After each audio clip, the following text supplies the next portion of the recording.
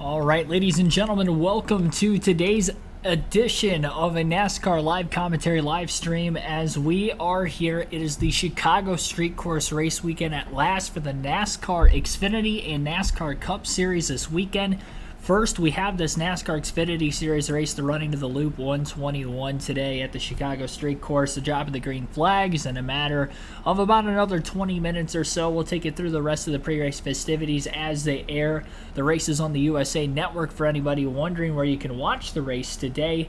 They are already headed their way onto the racetrack. They've already given the command to fire engines, and we are just moments away from the green flag for the inaugural NASCAR Street Course race. This will be technically the first one, with the Cup Series being tomorrow. We'll go through the starting lineup for this one as we have the 3 parade laps taking place currently. Then we'll take a short look at the actual street course layout for this weekend. Cole Custer is on the pole after qualifying there earlier this afternoon. Sheldon Creed will be on the outside of the front row as well, still looking for his first career win. Custer won in the last road course race for the Xfinity Series, second to last race for the Xfinity Series on a road course at Portland.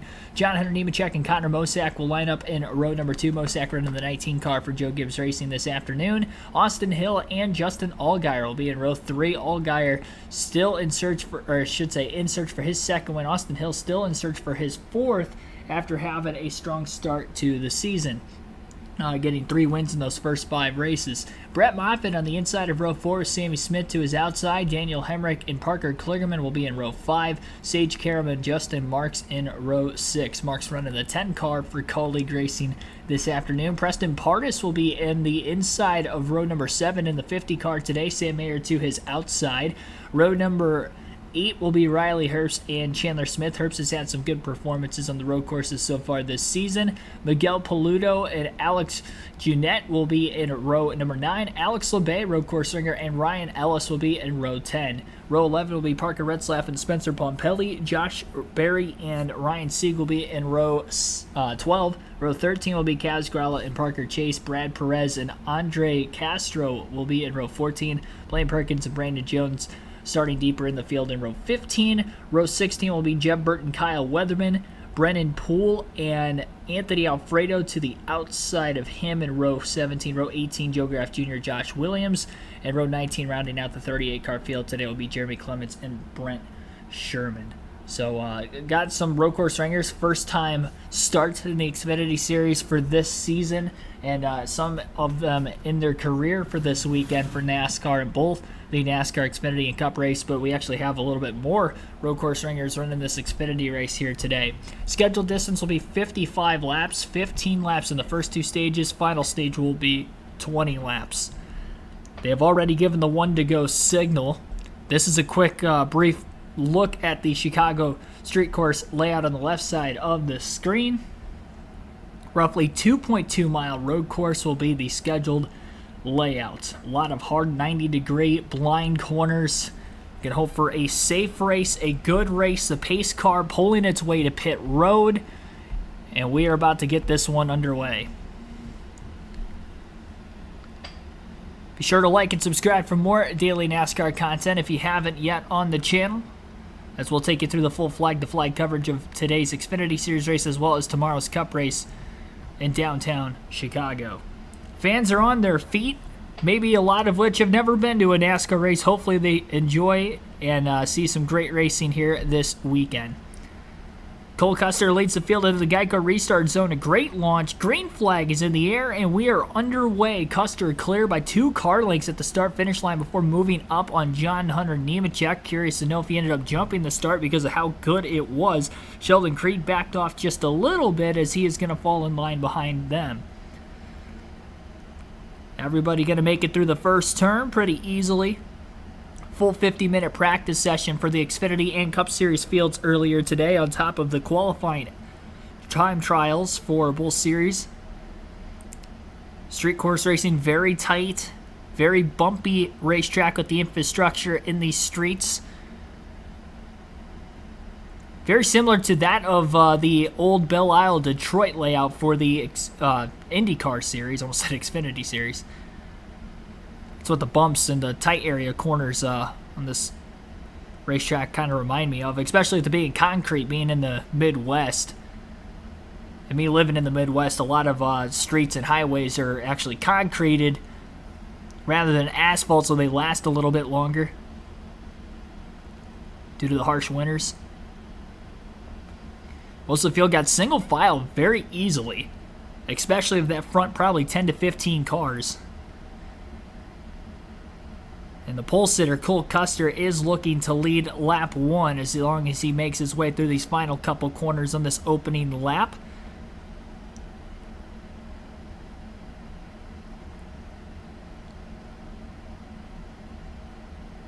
One car pulling onto pit road with a flat right front tire already, and that would be the 44 car of Sage Karam. Down on the rim as he has made his way there. Luckily, it did not happen anywhere in the middle portion of the racetrack. There is one car that is on pit road that missed the start of the race. It might be the 02 of Blaine Perkins. I'm not entirely sure there, but a couple cars on pit road here with the opening lap. And it looked like that right front tire was going down well before he got into the final corner. Luckily, he was able to make his way there. I'm not sure if he ran over a piece of debris that might have been laying there from earlier in the day. Maybe caught a pothole. Not exactly sure what happened there. Didn't look like there was any damage, like there was somebody that made contact that bashed the right front fender in on that race car for Karam. MRN style, radio style broadcast for the races today and tomorrow, as we've seen from NBC's portion of the season when they have the road course races televised.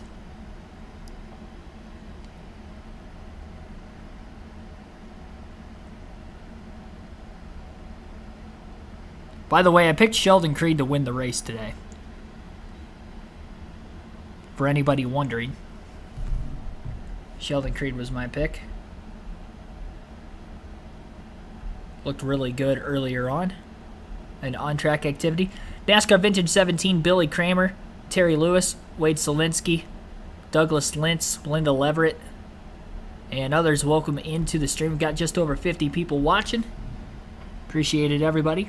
A roughly 1.7 second lead already for Custer at the front of the field, as he is definitely set and sail. Everybody else behind him maybe a little bit more cautiously. Really having to trust the driver in front of you when you're on a tight and narrow road course. It's like that in most road course races in general. It'd be somewhat similar to that also for like a super speedway when you're tucked single file in line. Not because of blind corners, but because of just all the cars around you. It's tough to see so far in front of you. It's kind of like that here with the tight confines of this racetrack. Slight raindrops have been off and on throughout the course of the afternoon, and may be the case for the race. Everybody starting on the slick tires, though, here today. Maybe some slight sprinkles in the area. Rain tires are available for these cruising teams in both series this weekend. If we do see any rain, they will race their way through it, as we've seen at road courses in recent years. Spray might be a little bit worse, I would imagine, with it being a street course and very tight.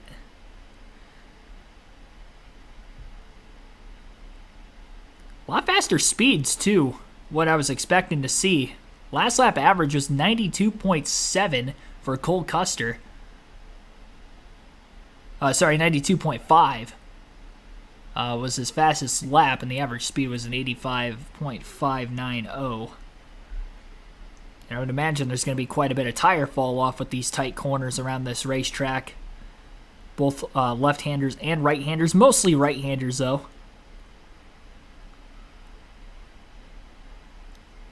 Custer a couple tenths quicker than Nemechek that last lap, about 2 tenths quicker. 3 laps in the books. Justin Marks has made his way into the top 10 already. Just a couple passing zones around this racetrack, and it'll be interesting to see how aggressive drivers are going to get later in the race versus maybe a more cautious start of this one.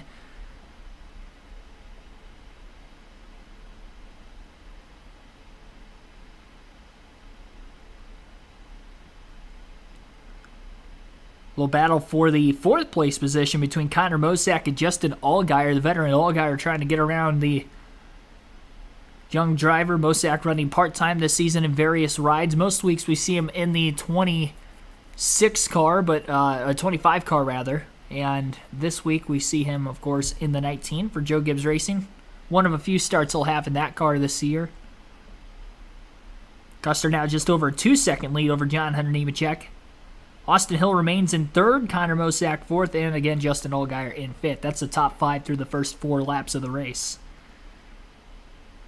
Custer working his way back onto the main straight again, and we have an engine detonation, it looks like, on the 10 car, causing a lot of smoke at a narrow portion of the racetrack. Caution is out. He's going to spin and lock it down. Hopefully everybody's going to get around. Justin Marks. A lot of smoke pouring out of that race car. Looks like maybe an engine issue. Maybe it was a fire potentially, and he spun it out on purpose, maybe to put the fire out. I don't know what the case was. He is stopped on the racetrack. Problems for Justin Marks in the 10 car for Kaulig Racing today.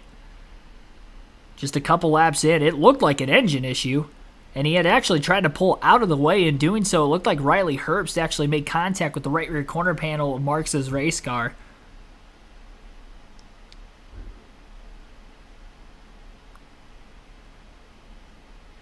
And he is still sitting on the racetrack. So under caution for the first time today on lap 5 of 55 in the Loop 121 in Chicago. Hard on the engines, all the upshifts, the downshifts, and in the end, it looks like a mechanical issue is going to end the day for Justin Crazy to have Marks. an engine issue this early in the race. Take another look. What happened here? Coming through the Congress Loop, the engine expires for Justin Marks, and the caution comes out here in Chicago.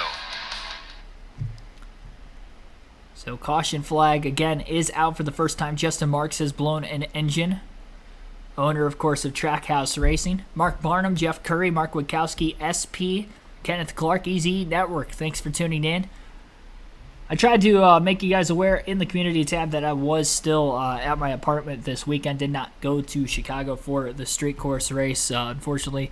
There will not be, obviously, any race highlight videos from the grandstands for this weekend. Hopefully you enjoyed the live commentary stream as usual here today and as well as tomorrow. Our start time for tomorrow's Cup race will be at 5 p.m. Eastern Standard Time with our pre-race coverage. Give you some rundown and fantasy predictions before the start of tomorrow's race, who I think will run well, not run well, potential sleeper picks. You'll definitely want to tune in for that. For more in-depth predictions, I started a Patreon page that you could maybe check those out, give my betting advice for the week as well as some other fantasy advice throughout the course of the weekend that I wouldn't have time to cram in about a half hour to 45-minute pre-race show. So if you are willing to check that out, the link to that is in the community tab. I meant to put it in the description below, but I did not do that for this live stream, with it being kind of a last-second deal. Not last second, but last day deal. I just forgot to do it. So I will try to have that in there after the stream is over as well. But I'll be updating that every week. Practice and qualifying is usually, obviously, the day before the Cup race. So anywhere between a 2-hour window to after qualifying ends the day before the Cup race to 11 a.m. the following morning of the Cup race, I will have everything updated for all in-depth predictions for the race itself. But I'm only doing it for the Cup Series, not for the Truck and the Xfinity. It's too unpredictable, I feel like, with the Truck and the Xfinity Series, especially nowadays with a lot of young drivers in the field. There aren't as many like Series veterans that are winning every week like there was 10, 15 years ago or more. Appreciate, though, everybody that is watching on a Saturday evening. Again, the race is on the USA Network.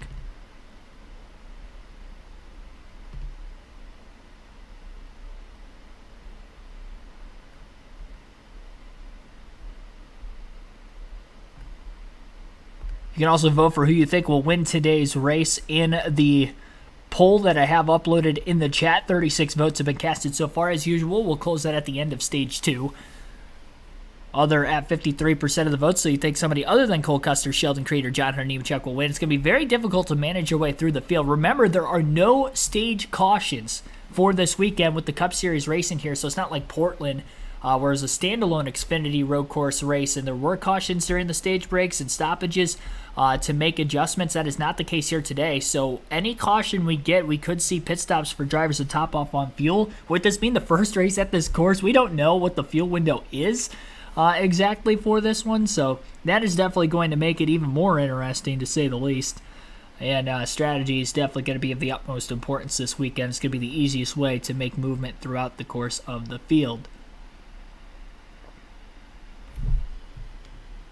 The thing that this reminds me of is the first time the Cup cars went to Indianapolis Motor Speedway in 1994. I was there. That race started, and it was like everybody wanted to get through the first few laps and the first part of that race with no incidents right there, and everybody just kind of taking these. This is going to ramp up quite a bit. Unfortunate for Justin Marks, who we thought might be a part of the finish here today. But what have you seen? Yeah, I agree. I think everyone's done a great job of just making sure they can get some laps in. But I think Cole Custer took advantage of the field. Yeah. Everybody was asleep on that restart or the start. He took off and gapped everyone. But you're right, it's going to ramp up as guys get more and more comfortable, because that's the only way you can pass is to be aggressive in these braking zones. So it's coming. Yeah, we're going to get a lot more aggressive, as we talked about Justin Mark and the problem that he had. You don't see engine problems with these cars very, very many times, but especially with someone as accomplished as Justin.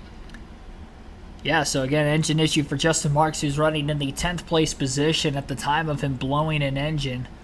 So an unfortunate circumstance there for one of the colleague racing cars. That same car went to victory lane in Nashville last week with, well, not the same car itself, but the same car number, same team, when AJ Allmendinger won on an oval in that race car last week. Allmendinger's finished first, second, and first in his only 3 races in that 10 car this season. Of course, has more full-time Xfinity Series experience over the last few years before jumping the Cup full-time in the 16 car. He'll be one of the favorites for tomorrow's race, I'm sure. It'll be fun to watch and see how he'll end up trying to make his way through as well.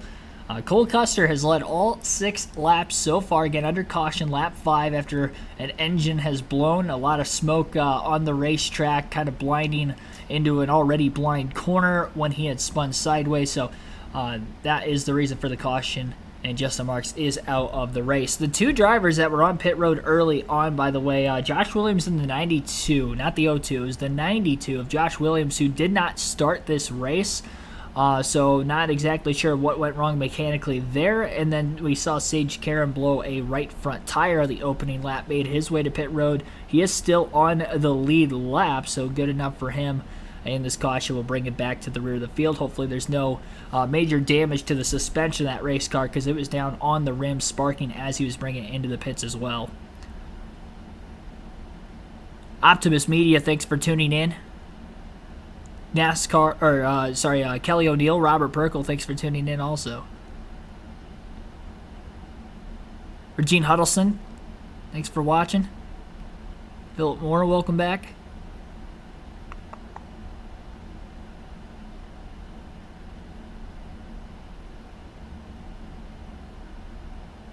In Chicago, did not go. Weather too much. 75.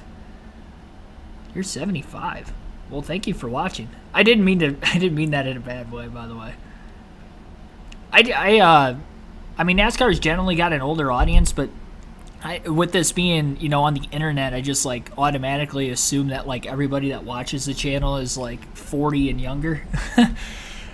I don't mean any offense by that. I have analytics on my YouTube channel that I can see the ages of people watching too. But there are percentages of, obviously people that are, over the age of 50 watching this. All ages, all genders are welcome. It's my, I don't know what to say there. I put myself in a tough spot, I'm not going to lie. I didn't mean any harm by that. I'm really sorry. Chris Davis, Jeff Sperry, also welcome into the stream. F in the chat for me.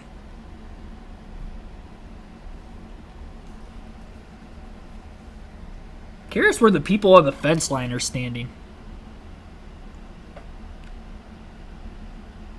I don't know. I would imagine it's not a catch fence. I will say those suites above pit road look pretty cool. That'd be a pretty cool view. The price, though, yikers. The price for those suites on pit lane, depending on which one you're in, they're $3,000. It's crazy. I mentioned earlier today, too, the cheapest ticket for this race, if you bought a ticket, you would have had admission for both the Xfinity and the Cup Series and both concerts each day. So that's part of why the tickets were more expensive, but it still shouldn't have been as expensive as it was. But $436 was the cheapest ticket. My ticket for the Daytona 500 and one of the more expensive seats you could buy, top row, as high up as you could go, get a good aerial shot of the Daytona 500 was cheaper than that. I will say that that is where overpricing definitely kind of came into play. Yeah, it was like $11 cheaper for the most expensive ticket to the Daytona 500, the biggest race of the year, an annual tradition that's been going on for 65 years now. I would imagine ticket prices, if they were to go back to Chicago for the street course race next year, would be cheaper, you'd have to imagine. But then again, to turn a profit on a street course, they might still be the same price, so who knows. I'd like to think that they'd be cheaper. Must be putting quite a bit of speedy dry down in that area of the racetrack where Justin Marks had blown his motor, because we are still under caution. Curious to know if they'll get the one to go signal this time by. 3 especially, probably more toward your end of the track at stage 6. I think 4 and 5 really set up for a pass down that long straightaway into that braking zone. Yeah, I think just a ton of patience so far. But look, this is not that long of a 75 race. going on 26. You don't have many laps to just sit there and be patient. And we know what's going to happen. My dog People Fulton, are gonna thanks get for tuning in. And start trying to make moves, make stuff happen. Especially, I think, on restarts. I think the first one was a very calm, the initial start. But I think everybody... Cheapest ticket for $200. It was like down to $230 something on SeatGeek a couple days ago, but then it went back up after within the last 48 hours when I checked. So it was just resale. It was that low. But to go like on NASCAR.com officially to buy the tickets, $436 was the cheapest that I found. At least at the time of me looking, which was like a month ago. There could have been cheaper seats that had already sold before then, but I'm pretty sure that that was as cheap as you could go. As of a month ago. And that was before resale. Some of the resale tickets are even more expensive. Per usual. Short drive, famous in itself. And a little further to the south is the Field Museum, Shed Aquarium, Adler Planetarium. Of course, the home of the Bears, Soldier Field. So many things right here that the fans are able to enjoy, take in. Cheapest ticket for the race is KRC. You're damn Soldier right. Field's looking good, Steve. Man, grass is green. And turf, the grass will be torn up about halfway through the season. You know, one thing I love about Chicago, among many things, is their, commitment to their sports. And I think that's why this race coming and NASCAR coming so cool. Chicago's one of those towns, ones like Boston, New York, right? You're not a casual sport. If you love the Bears, then you definitely, don't like the Packers. I mean, that's how it works. Right. These divisions and these different battles. We kind of get that flair, right, with 2311, Jordan Onan, part of 2311. I will say the NASCAR shoe game has been as strong as it can be. It seems like everybody I know has got them a fresh pair of Jordans. When you come to Chicago, you got to have a little bit of flair. So let's help with the wardrobe. Well, the fans are waiting for the track to be cleaned and cleared, and we'll be back for green flag racing here in just a moment. So kind of a lengthy caution period here.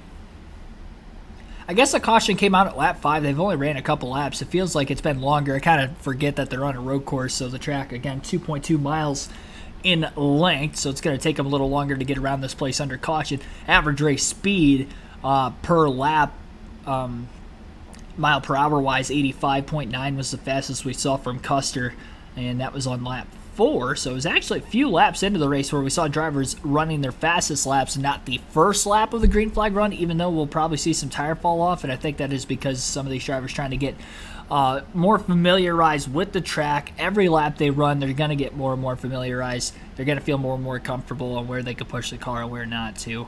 And we haven't seen any mistakes so far. A mechanical issue bringing out the first caution. Again, an engine failure for Justin Marks while running in the 10th place position. Frank Powers, thanks for tuning into the stream as well. 296. Oh, when you saw it. $100 was the most expensive Hot Wheels supercar. That's something completely different. Track does look great. I will say, it does look good. Some of the aerial shots that they get, I don't know what corner of the racetrack it exactly is, but there's a corner where they have this angle of the cars coming out of like a hard 90 left-hand turn. They're shooting straight, and you can just see like the city like skyline just like opening up, and they're obviously right there. It's not like an aerial shot, kind of like when I was in Gateway last season. You could see the St. Louis skyline from the grandstands, but if you turned around because they were facing the opposite direction, it's not like that. Like this, you're already in the city, so it's like right there.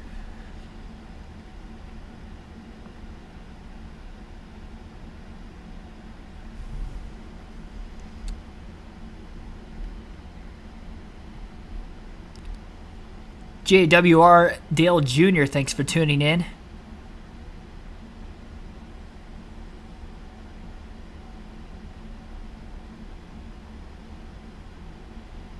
Lights still out on the pace car.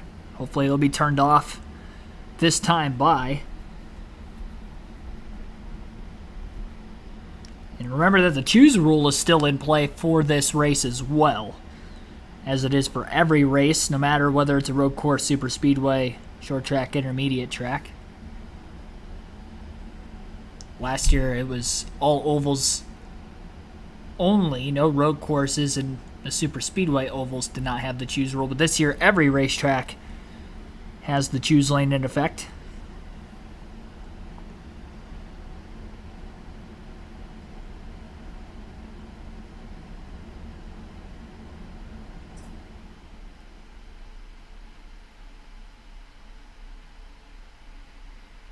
Coming up on lap 10 at the start-finish line this time by. And if they don't go green this time, I really have no clue what the reasoning is for them delaying the restart. Show you the choose, which is in turn 9. But again, the cleanup had taken a little bit longer because of the fluid and liquid being put down on the racetrack from Justin Marks when the engine expired. So you see there the speedy dry that they put down and then had to sweep back up so that it wouldn't be too slick when they're going through that very tight turn, which is turn 11, coming from the Xfinity 10G turn. Yeah, Rick, I'm really interested to see when they get to the choose lane, choose cone right here, what lane do they pick? Remember, this restart zone, you guys explained it, is before the last corner. So do you pick the outside lane so you can get momentum and leave turn 12 going to turn 1, or do you pick the inside lane? And that's a question that everybody is watching. All the Cup drivers are watching this. Everybody's trying to learn that we've never had this restart procedure before. The reason we're doing it is because on some of the road courses, turn 1 has been a complete mess with tons of cars going in there. You can see Custer, he went to the right side, so he is going to be on the inside lane leaving turn 12 going to turn 1. Everyone choosing which lane they're going to restart in as we ride along with Connor Mozak and the Toyota onboard. That's how Custer got out to such a good restart initially as well. And up Jackson Drive as we get ready for the restart. Again, the restart zone just over the bridge. And into the restart zone they go. Custer is going to gas it up. Green flag back in the air. So again, the restart zone before that final corner in turn 12. But you still can't change lanes until you get to the start-finish line. It looked like Custer did move up early. At least on most tracks that's the case. Maybe that's not the case this weekend. Custer definitely moved up in front of Nemechek before he got to the start-finish line. So we'll see what the potential penalty or non-penalty will be there as well. For right now, they race on. A couple cars still side by side getting their way through those first couple corners inside the top 10. Door to door down a longer, or wider, I should say, straightaway headed towards turn 4. Nemechek is not that far behind Custer this time. The gap between those two was about 2 seconds prior to the caution, but even off that initial start, Custer had about a 2 to 3 car length lead getting into the first turn, but through the first 3 turns, at least, Nemechek was all over the back of the 00. Custer and Brett Moffitt are the only 2 Fords that are inside the top 10. Not that many Fords in the Xfinity Series field to begin with. A lot of the others started deeper back in the pack today. 6 laps to go in stage 1. Again, 15 laps of the first 2 stages. Final stage, 20 laps. Nobody has made any pit stops to this point. Custer locking up that left front tire just a little bit, getting into the tight right-hander. Rolls across the bridge from 11 into 12. And back to the start-finish line again. 1 second lead built up after that opening lap following the restart, officially at the line for Custer again over Nemechek. Connor Mosak made his way, he restarted third. I should say he fell back to 5th. Jumped up a couple lanes with the choose rule and went right back to where he was running. Actually, no, he was in 4th place when the caution came out because he was ahead of Allgaier. Allgaier cycled ahead of him, so they swapped positions since this last restart. Austin Hill moved into P3. Brett Moffitt up 2 spots as well from the restart from 8th to 6th. He was one of the few cars that was side-by-side through those first couple corners, was actually able to make some passes out of it. Parker Kligerman, one to watch. He was one of the top drivers in practice earlier today, is in the 9th place position, breaking his way into the top 10 for the first time. Kligerman had a good shot to win at Portland earlier this year and also had a very strong run at Sonoma just a couple weeks ago. It's the 3rd Xfinity Series race on a road course of their last 4 races, and they still got a couple more road courses to come. Road America, I believe, in 2 weeks on their schedule, and they will also be going to Indianapolis and Watkins Glen in August. The Roval still in October as well, so 4 total races left on the Xfinity Series season on road courses, but 3 in the regular season. And over the next month to month and a half still. Cole Custer definitely looking like the guy to beat right now, at least while he's got the track position. It's going to be tough to beat the pole sitter in both races today. You got to make sure you don't make mistakes on pit road and obviously don't push it too hard on the racetrack when you're already running a smooth line. Very easy to step over the edge. We saw a lot of spins, a lot of off-track runs in the Xfinity Series practice session earlier this morning. We'll have to wait and see if that could be the case in the race today when they start to push a little harder later in the going. For right now, everybody very tentative. Other than restarts, we haven't seen any passes, and even then, we haven't seen any major dive bombs be made. Watching Sheldon Creed from coming deep in the field in this one. He was one of the few drivers actually trying to make passes in practice. Very tough to make a clean pass, I will say.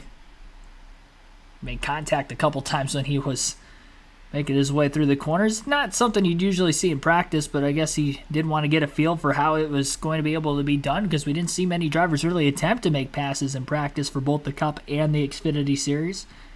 Trying to keep their cars as clean as possible, especially in the Cup Series when you could potentially see some toe link breaks on the wall in these tight corners, especially with them being concrete walls. It's not like there's safer barrier on the straightaways, so when you're working your way off the corner, if you clip the wall a little bit, it can be very easy to break a toe link in the right rear, left rear, depending on what corner you're coming out of.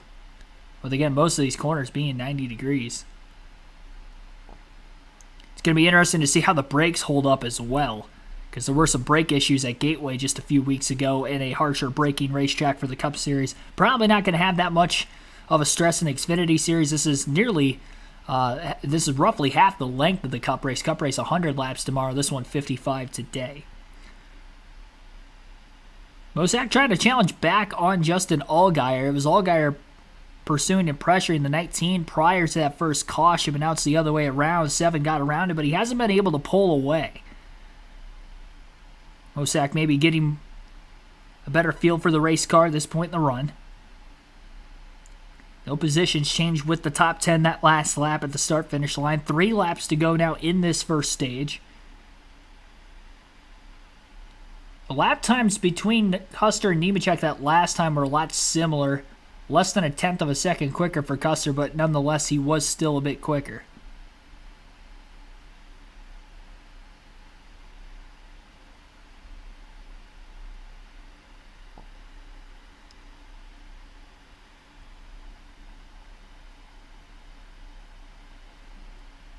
Sheldon Creed up to 19, 2 more positions gained that last lap.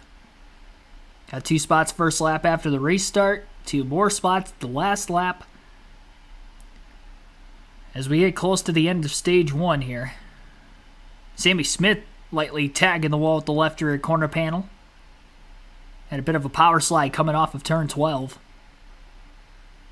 Got the camera angle right off the exit of the corner, that shot. I haven't seen anybody else get extremely close to the wall quite like he did, at least on this lap, as they worked their way out of there.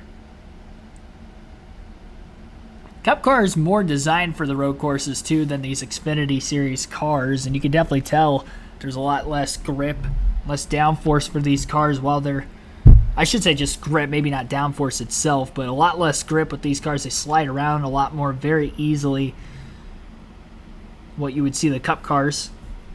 Top of the fact that the experience level isn't that of the Cup Series 2, where they're going to slide around even more. Here, not having the years of experience in a stock car. Sammy Smith trying to get around the 11 car of Daniel Hemrick. They're both in the top 10 battling for 7th. Made their way without contact through the last corner. Sammy Smith, though, is not able to make the pass and had to dive back in line behind Hemrick before entering into the S's.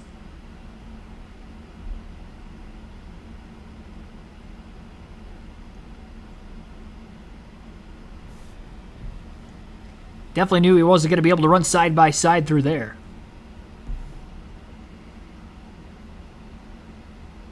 It's kind of cool seeing the cars go over the overpass sections of the racetrack. You got open streets down below them where you'll see like a random car just driving by. Those roads might be closed, and there might be like safety vehicles driving underneath them, but it's still kind of a cool look.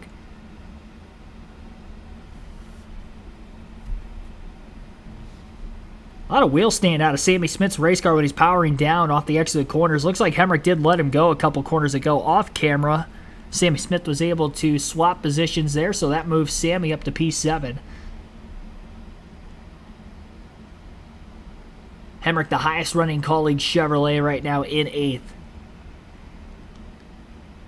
Final lap of stage 1.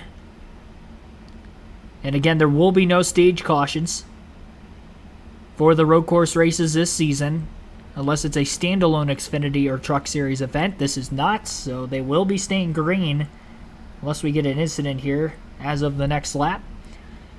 Still waiting to see our first pit stops of the day today, and it'll be interesting if we'll end up seeing them in the first lap following this stage 1 end. It's 6th.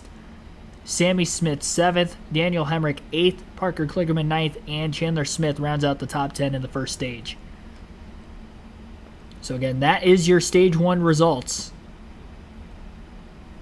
We'll stay right here, of course, as the green flag action continues in the Loop 121 at Chicago Street Course. Hemrick about to be passed by another car. Looks like the 48 of Parker Kligerman is hounding him. Hemrick not quite as strong on this longer run, and Chandler Smith also closing in on the 48 and the 11. Kligerman still just outside the point standings coming into the race today. Speaking of which, we'll take a look at that because we were unable to during the pre-race. We were scheduled to go live. I think they moved the drop of the green flag time up because I think it was scheduled for 5:24 earlier in the week. It was 5:03 when I saw the cars rolling out onto the track already for this one. That's the Cup Series points. I meant to look at the Xfinity Series points. So John Hunter Nemechek has a 9-point lead over Austin Hill coming into the race today. They've been, again, pretty much deadlocked all season long, but Nemechek has the edge for now. Justin Allgaier only 41 points back. Cole Custer, 51 points back. They're all within one race worth of the standings. Drivers who are locked into the playoffs virtue of a win this year would be each of the top 5 in points. John Hunter Nemechek with 2 wins. Austin Hill with 3 wins. 1 win apiece for Justin Allgaier, Cole Custer, Chandler Smith, Jeb Burton, and Sammy Smith. And then the last driver above the cutoff line of points is Daniel Hemrick coming into the day, and he is racing Parker Kligerman for that spot. So that battle for position on track for 8th, very important between those two drivers. That'd be a 2-point swing, especially with the stage just coming to an end. We have another stage and, of course, the race yet in the books still to go for the points. But 28 points is the difference. Again, Hemrick is over Kligerman. Brandon Jones still 51 points back. He started 30th in today's race, so he is well outside the top 20. And in a tough spot coming in. Riley Herbst plus 45 as well. We are under caution for the second time today. Andre Castro has crashed A lot of fluids pouring out of the hood of that race car as he has completely crunched both the front bumper and it looks like the whole left side of his race car. Looks like a pretty hard hit, and it was in the turn 1 wall. Before they got into the corner too, so I wonder if he had contact from behind. Whatever the case was there, looks like a very violent hard hit for Andre Castro. I didn't see the actual impact. I'm not sure if they showed it live when it happened. Safety, AMR safety team is there. Again, turn 1 incident for Andre Castro. Went in really hot and slammed the left front of his race car is what hit first into the tire wall in turn 1. It did absorb the impact very well, I will say. That was a violent angle to hit. Great job by NASCAR and all the safety officials this weekend and the placements of where they put the tires at, because it definitely looked like he hit at an awkward angle, but the impact was absorbed very well by that tire wall, so good to see. And Castro is out of his car under his own power. Will be taking a trip to the infield care center as mandatory when not able to drive the vehicle back into the garage. So that is the second caution of the day, and we will likely be seeing pit stops for the first time, I'd have to imagine. We got to the end of stage 1, we ran 2 laps, then we saw a yellow. While we're under caution waiting for the pit stops, we'll take our first ad break of the race today. You're listening live to the Loop 121 for the Chicago Street Course race on KRC, as we keep our flag-to-flag coverage rolling. Once again, be sure to like and subscribe for more daily NASCAR content if you haven't already. Full screen commercial break as of right now as well on the USA Network.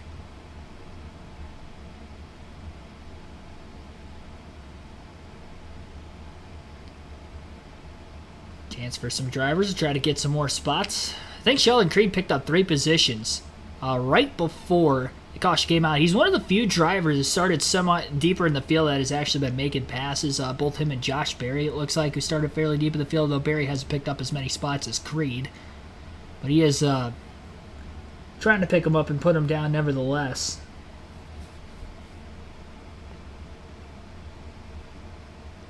Creed qualified second, but I do believe they had to drop to the rear for the start of the race. A 1 second difference at the time of the caution, it looked like, for Custer over Nemechek, but obviously that lead is wiped away as far as the margin of lead. Preston Pardis also starting to work himself closer to the front of the field in the number 50 car. He's up to 12th. Miguel Paludo, of course, former Truck Series winner, I believe, on a road course. Driving the 88 car, an extra entry for Junior Motorsports this weekend, so a 5th car. Remember, the charter system is only in the Cup Series where you can have no more than 4 cars. Xfinity and the truck side, you can still have more than 4 entries into a field. So that is a 5th entry this weekend. Again, the 88 car is Miguel Paludo, and he's up to 11th. He's gained some positions. So a lot of the road course specialists, I guess you would say, whether they're Xfinity Series regulars or not, have been kind of passing cars on the track and really have been the only ones to make passes, whether they're up to the top 10 yet or not. They just didn't qualify particularly well. Paludo, Pardis working their way forward. Parker Kligerman very good on the road courses, as we've seen this year. Won at Mid-Ohio in the Truck Series last year as well on a part-time schedule. He's up to 9th. As mentioned, Sheldon Creed's ran very well on road courses this season. Had a shot to win Portland, led the most laps in that race, won the first 2 stages. Won the first stage, was leading the final lap of stage 2 before Nemechek got into him, took him out, and Custer ended up winning the stage and winning the race.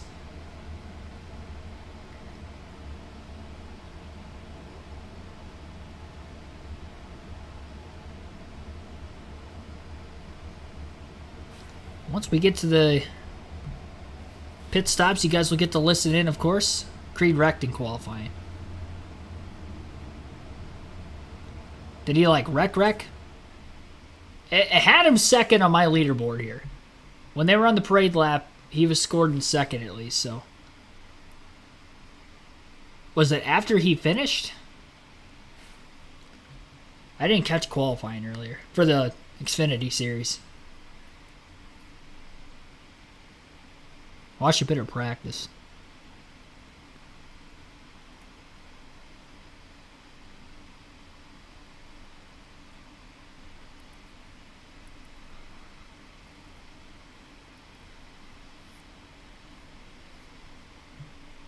Yes, I was going to say, because he qualified second, so that's why I figured he started at the back because of it.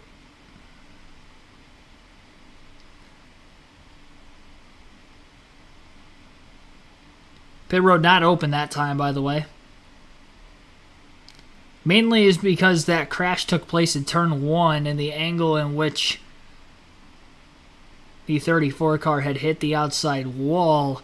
It was kind of towards the exit of the pit lane, so it's being blocked off by the safety officials trying to put the tire wall back in place.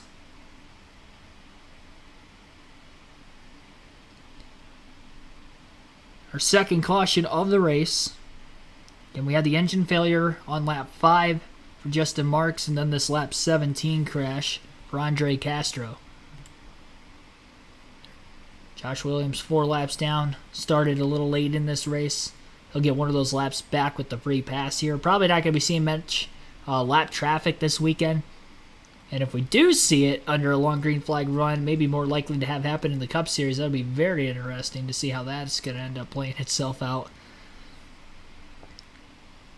Already kind of a dirty air pocket, more so with the Cup cars on the road courses and short tracks. Flatter tracks, it seems to be more often than the bank tracks.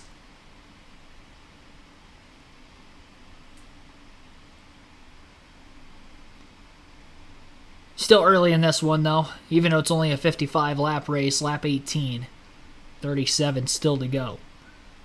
I like the red, white, and blue paint scheme of that Whelen number 2 car for Sheldon Creed as well.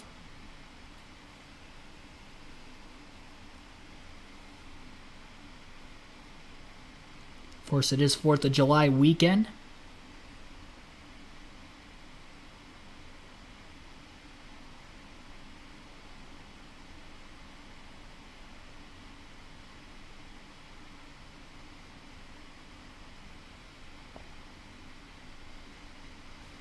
I would imagine pit road will be open this time by. Also, for Cole Custer winning that stage, it was his 4th stage win of the season, and it is his 3rd on a road course this year. So, Custer definitely been impressing on this style of racetrack here in the early summer of the year, and we're going to take advantage of it. It's really gotten him back in that regular season championship discussion. Even though he's 51 points back, he was well more than that back not that long ago. And we still have about half of the Xfinity Series regular season remaining.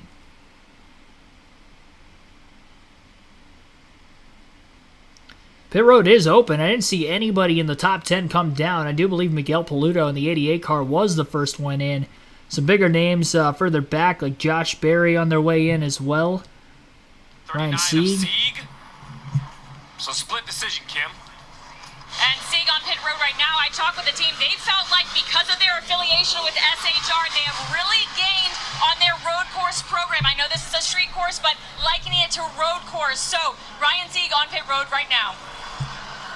Josh Berry also on pit road, Kim. He is coming down pit road. They had to pit because they flat spotted the left front tire going into turn 1 a little while ago. You also see the 98 of Riley Herbst on pit road. So some taking advantage of this caution here. 11 to go in stage 2. Again, 11 laps until stage 2 is complete. Yep, so there you go. 11 laps left in the stage. Because pit road just opened, I don't think they'll go green this time, obviously, but hopefully the lap afterwards they will.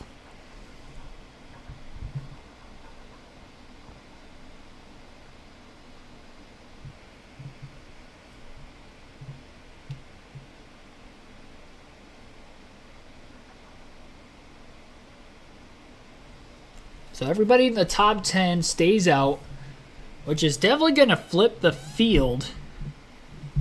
I would imagine that a lot of the teams that stayed out think that they can make this on one stop.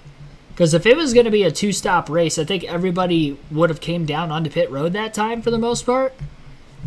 So it's looking like a one-stop race for this Xfinity race specifically today.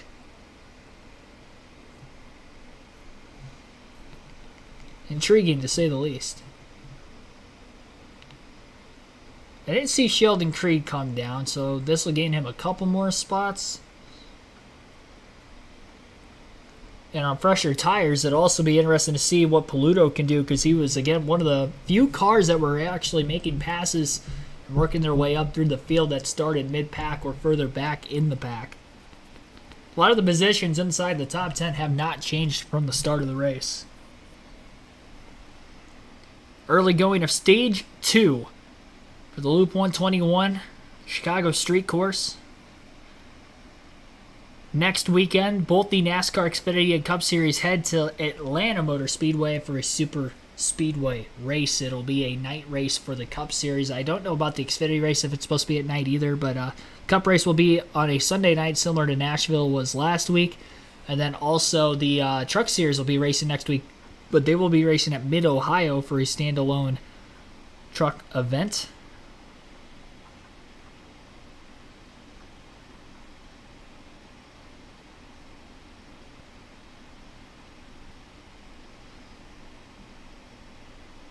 Yeah, Custer's now up to third, or at least tied for third with Allgaier on playoff points for the season after winning that last stage. 9 total playoff points with 1 win and 4 stage wins on the year for the 00. And only 2 drivers in the Xfinity Series point standings have won more than 1 race. And the only other driver to win more than 1 this year is A.J. Allmendinger. He got his second at Nashville last week and then 1 at COTA earlier this season as well. Major Kenneth Withrow, thanks for tuning in.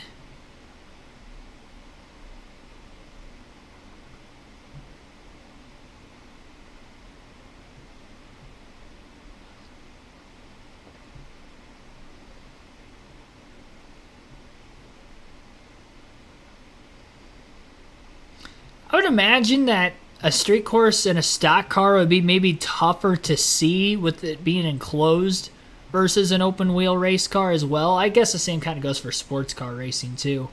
I feel like it'd be tougher in those two kinds of series.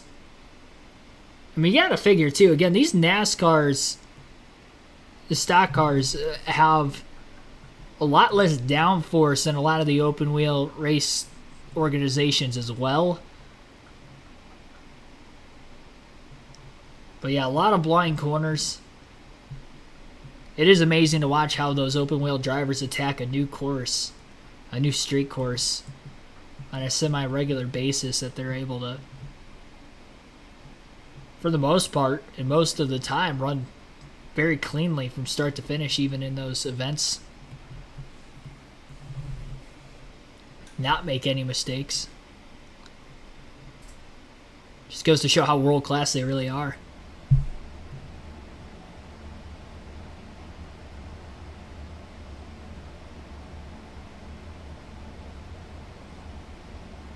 If you get the chance, I don't know how to do it, but I would really love to send a 164th Racing Champions custom from France,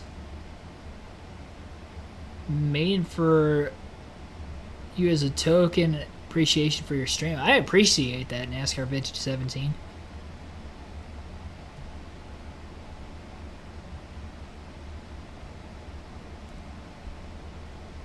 I'm sure we could work something out in the future. Appreciate you going out of your way to do that, though.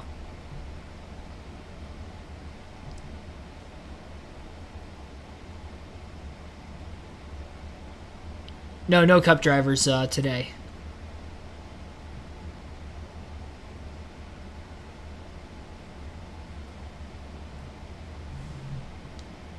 Six of 15 in this stage. Closing it.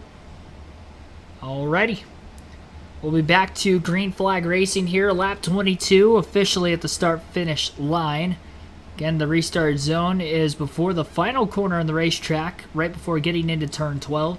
Cole Custer's taking the inside lane for that, which would be the outside getting into turn 1 both times. Green flag back in the air. Nemechek squawks the tires a little bit, almost gets into the wall, working himself off turn 12, and this could be an opportunity for Justin Allgaier to take over second from the outside of road 2, side by side into turn 1. Allgaier moves up the racetrack a little bit as he wiggled the front tires, and now Austin Hill is trying to get back into third underneath him after a slight misjudgment there from the driver of the 7 car.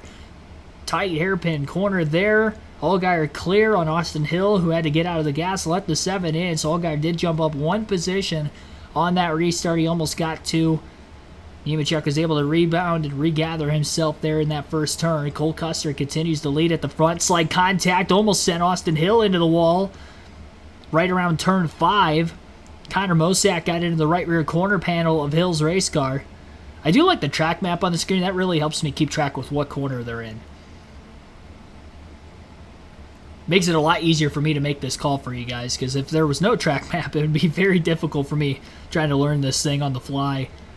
It's not like I could have done my research. Well, I guess I could have done my research, but it's not an already familiar racetrack on the schedule, so it would have been a little tougher. But I have noticed that NBC and Fox have been doing that the last couple years. Cool graphic to have. Similar to if you were to play a video game and be up there. Not today's video games for whatever reason, but maybe of yesteryear. So again, Belluto, the first driver on those 4 fresh tires, came out of the pits right around 20th place on this restart. Very tightly packed together are the 3 positions between 7th, 8th, and 9th. Hemrick trying to make a pass on Mosack for 6th. Going into the first turn, pulled alongside of him, middle of the last straightaway. Mosack did, at least on the 11. And still side by side. Great job by those 2 running door to door. I should say Connor Mosack got a hit from behind by Sammy Smith. That blind corner in turn 4, I heard a couple of the Cup drivers in the media earlier in the week talk about how blind that corner is. Sammy Smith ran right into the back of his teammate getting into that corner, and I'm surprised they didn't just send him up the racetrack into the wall and taking the 11 car with him. Great job by those 2 not bashing each other harder than what they may have there. And aerodynamically, I don't think it's going to make too much of a difference on the 18. It's going to be kind of a short track style race when it comes to damage on the race car. You're not really going to get like a hole in the nose that's going to cause any sort of major aerodynamic deficiencies. Not going to have any drafting opportunities in these cars with not fast enough speeds on this course, even during the faster sections of the racetrack. Can create passing opportunities if you can get off the corner before good enough, but you almost have to be side by side halfway through the straightaway before leading into a passing area on the track to be able to potentially complete that said pass. Sheldon Creed now putting the bumper to Mosack as he has already worked his way up to the 12th place position. They battle for 11th. Mosack did lose a spot or 2 after Sammy Smith got into him. Smith is on the run, though. He now passes Daniel Hemrick down into turn 1. Sammy with the hand out the window, appreciating that Hemrick let him through pretty easily there. Sammy back up to 6th place. Creed had passed Mosack as well in turn 1 for 11th. And Kaz Gralla inside the top 10 for the first time today when he got by the 19 car that last lap as well. Gralla, good road course driver. Remember, in his first career Cup start, had a top 10 at the Daytona road course when he filled in for Austin Dillon back in 2020 when Dillon had COVID.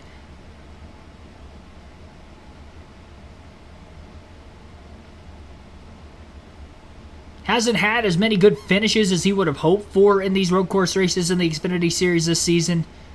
He's got a solid run today. He ran pretty good at Portland, too, a couple weeks ago. The unique racetracks, the ones that aren't as familiar on the schedule, seem to be the ones that are coming into play where Kaz Gralla is able to shine. That's Sam Hunt Racing 26 car. 2.5 lead for Custer over Nemechek. Very much looking like the initial start of the race where Custer had a great race start. It wasn't so much that Custer just outclassed the 20 that time. It did seem like Nemechek made a bit of a mistake leading into that corner.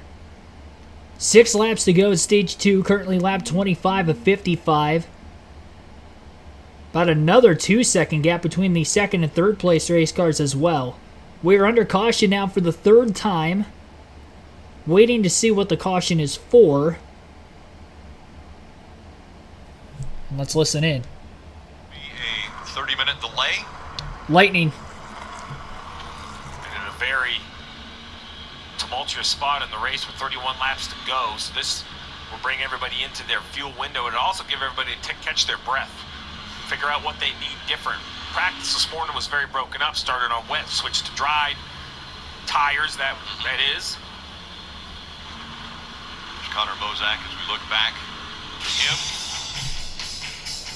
So there you have it, a lightning delay bringing out our third caution of the race here today. Just shy of the halfway mark, lap 24 of 31. We'll go through the full field running order at the time of the caution. Cole Custer, your race leader, still in Stage 2 with a few laps left in the stage. John Hunter Nemechek in second place. Justin Allgaier third. Brett Moffitt up to fourth. Austin Hill in fifth. Sammy Smith sixth. Daniel Hemrick seventh. Chandler Smith 8th, Parker Kligerman 9th, and Kaz Gralla is 10th. Sheldon Creed in 11th, Connor Mosak in 12th, Preston Pardis 13th, Miguel Paludo 14th, Kyle Weatherman 15th, Alex Jeanette 16th, Parker Chase 17th, Blaine Perkins 18th, Sam Mayer 19th, Jeb Burton 20th, Jeremy Clements in 21st, Alex LeBay 22nd, Sage Karam 23rd, Josh Berry 24th, Riley Herbst 25th, Ryan Sieg 26th, Brendan Poole 27th, Anthony Alfredo 28th, Spencer Pumpelly 29th, Parker Retzlaff in 30th, Brandon Jones 31st, Ryan Ellis 32nd, Brad Perez in 33rd, Joe Graff Jr. 34th, Brent Sherman, the last driver in the lead lap, in 35th. Josh Williams going to get another lap back with the free pass of this caution. He'll be 3 laps down in 36th. And then 2 drivers out of the race today. Andrew Castro will finish 37th after his crash in turn 1. And Justin Marks had an engine failure on lap 5 in this one.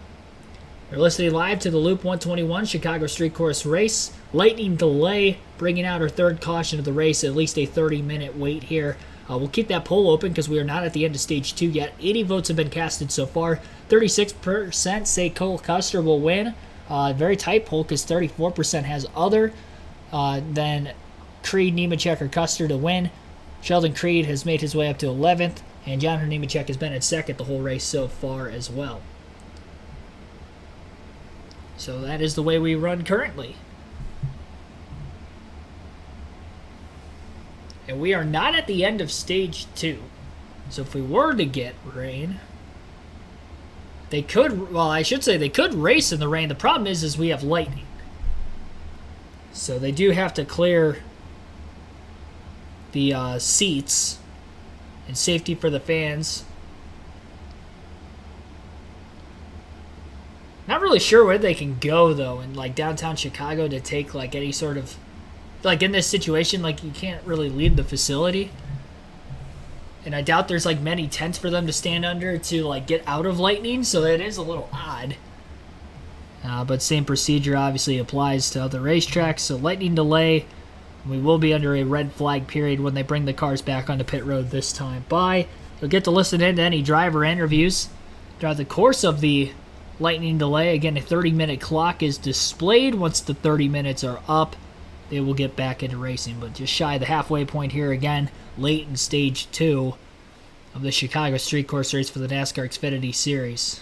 It will be a red flag eventually. They just have to bring the cars back all the way around to pit road. Remember, this is a 2.2-mile road course, so caution laps take a little bit. We'll see what I got. It's going to be interesting. We're just going to start right here in the middle. We'll go with the start line here. I feel like that's probably a little too long. And then you kind of go up and around. I don't know what building this is, but there's something here. Then they came close together somehow. Left, right, right? That's a little too far. I feel like that's pretty close. Wait a second. That's not bad. It's gonna need some work. I feel like other than my little area right here, I feel like I did pretty good. Mine kind of looks like a long-nosed dog or something. This track looks way better than the track I designed. So I'm glad they went with their design. Chicago.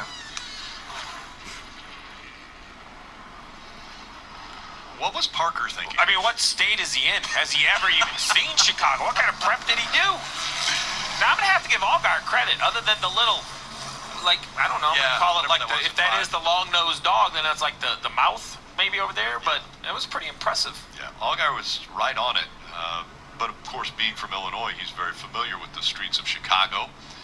So he knew what it was going to be. NASCAR bringing the cars onto pit road. Again, a lightning strike in the area. No precipitation. If it was just rain, they can rain. They have the wet weather tires, and they can continue on. But with lightning, they have to bring them onto pit road. And so that is what they're doing now, bringing the entire field. It'll go to a red flag condition. No one can touch the cars. They can't make any adjustments, make any kind of tuning up of the cars while we're under a red flag condition. So that's what we're about to see here in just a moment. Steve, let's take a look at this race recap as we have completed 25 of the 55 laps. Cole Custer was the pole sitter and led the field to green. You see relatively organized, and then right away an issue for Justin Marks, one of the contenders we thought was going to be around at the end of this race. He had an engine issue and then eventually kind of spun out in his own oil. The owner of Trackhouse Racing, winner last week, will run tomorrow in the Cup race. Didn't go his way as a driver. Cole Custer winning stage 1 and getting a playoff point. But then big hit for Andre Castro in turn 1. Yes, really scary impact, end of a very high speed straightaway. Bad angle, tire pack did an amazing job, and then we got back to racing, and you could tell everybody knew it was starting to get past halfway. It's time to go. 2 wide racing right up until the lightning strike. And so that is the situation that we are in now. The cars have been pulled onto pit road, and the red flag now has been displayed. So the drivers will climb out. They can cover the cars, just can't do any kind of adjustments or work on the cars under a red flag condition. Now, if you're Cole Custer or Nemechek or Allgaier, this could be frustrating because things were kind of going your way. It was a smooth day. You were probably closing in. I mean, look at Cole Custer. He's led 25 laps. He was probably right around the corner from one of his final, his first and final pit stop, one pit stop for the race. If you're further back into the field, say Parker Kligerman, having an okay day in 9th, but now it's a chance to kind of catch your breath and say, reassess. How can I overcome Custer and Nemechek and Allgaier? We've kind of seen the hand that they have, the pace that they have in their cars, so you can kind of adjust. I don't know if there's a tremendous amount of game planning, like option A, B, or C, but it's a lot easier to sit face-to-face and have those discussions than trying to do it over the radio and explain it to your driver. And with 5 laps to go in the second stage, I think the leaders will run to the end of that stage to get those points as well, then probably try to come to pit road. So a slight delay in the completion of stage 2. Lightning in the area, red flag condition here in Chicago. Picked the wrong time to walk away. I didn't realize they're going to cut the commercial that quick. But we should get some driver interviews on the other side of this commercial break. Be sure to like and subscribe for more daily NASCAR content if you haven't already. Again, we have full flag-to-flag coverage of the NASCAR Truck Xfinity and Cup Series races every weekend for the races that don't go to in person. We will have our Cup Series live commentary stream tomorrow evening starting at the same start time as today at 5 p.m. Eastern Standard Time. 85 votes for who you think will win today's race. Everybody still got Cole Custer, 35%. Actually, tie right now, 35% for him. And somebody other than Nemechek, Creed, or Custer to win, also at 35%. Sheldon Creed at 16%. He was at 5%. He's getting more votes the further up through the field he has gone. After starting deep in the field today, he was my pick to win the race. John Hunter Nemechek, 13% of the votes, is the last of those 4 options. So you can see our leaderboard right here. That updates at the end of every lap. Again, red flag condition for Lightning, our third caution of the race. It is 1 hour, 2 minutes, 40 seconds after the drop of the green flag. So we did get some racing in here. Fun to watch, I will say. It's just unique. I don't think it's a boring race up to this point. I think the short race length of the Xfinity Series race isn't going to drag this street course race out too long. To this point, we've had cautions here and there that have kind of evened the flow of the race itself out. We're not going to see much lap traffic with the layout of this course anyway. So, if we do have longer green flag runs, it will get very spaced out. Kind of similar to what we saw in the Cup race at Coda in that first stage or two. But I will say even that race was pretty fun to watch. I thought that was probably the best race of the year up until the way things finished, even to this point in the season. For my taste and my liking, what I like to watch in racing.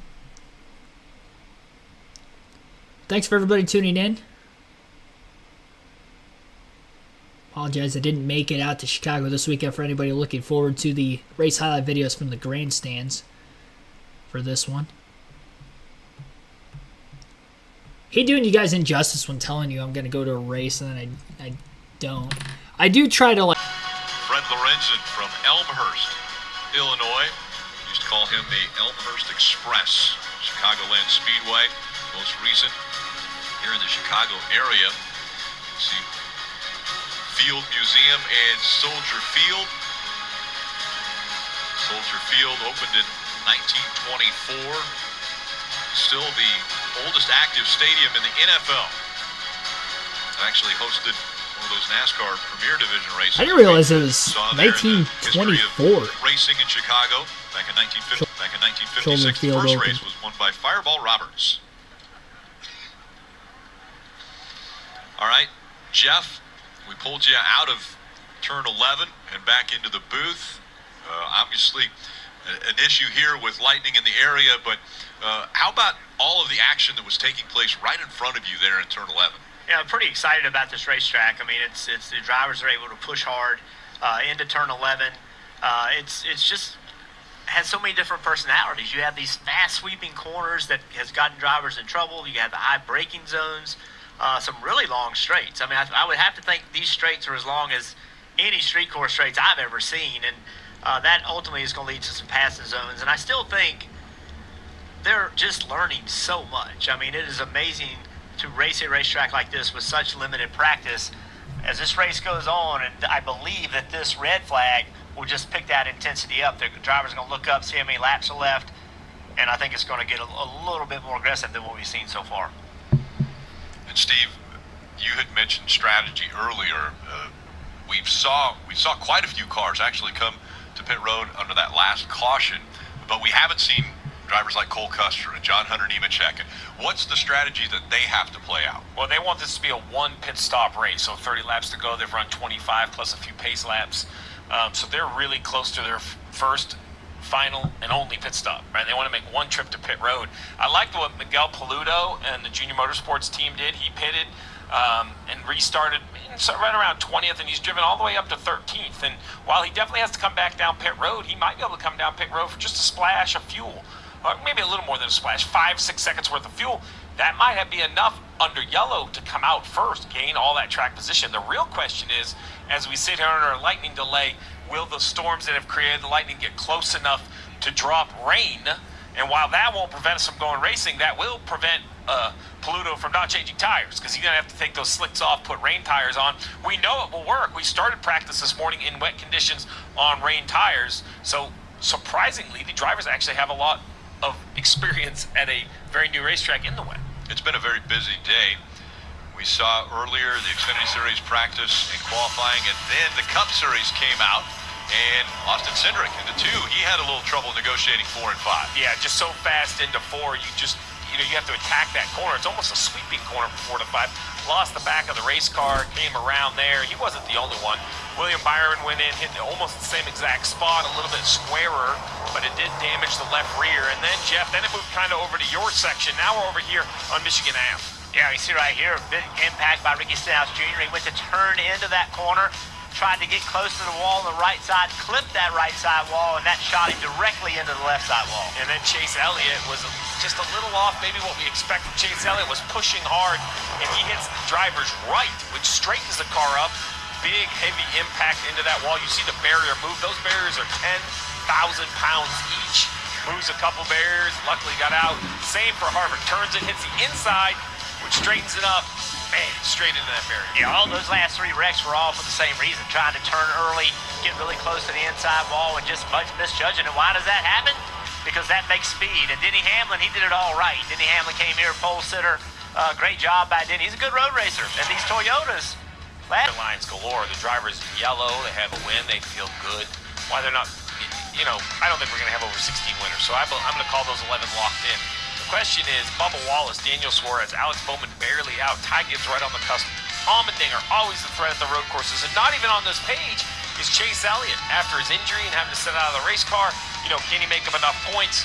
So there's a lot to watch other than just who is able to go to victory lane. Yeah, there's no doubt about it. There's a lot of racing left to go in the regular season to determine who's going to make the playoffs. And you can see Kevin Harvick sitting there in 12th. He's going to have to start in the back with a repaired car. Some really good race car drivers are going to have to start in the back and try to charge their way to the front. Drivers out of their cars are going to lightning strike, put the cars on the pit road, and a red flag condition. And Rick, for the fans at home that say, well, they're standing on pit road. For this race to operate safely, spotters are on elevated surfaces. There's certain parts of this that have to be orchestrated for the race to run. And thankfully, NASCAR, no different than, I think, about every sport you watch, right? Open air football stadiums have lightning delays. We've seen that both at college and the pro level. This is not a new phenomenon. I think what it really is the technology to be able to really find out that the lightning's in the area, and that's safer for the fans, the competitors, and everyone alike.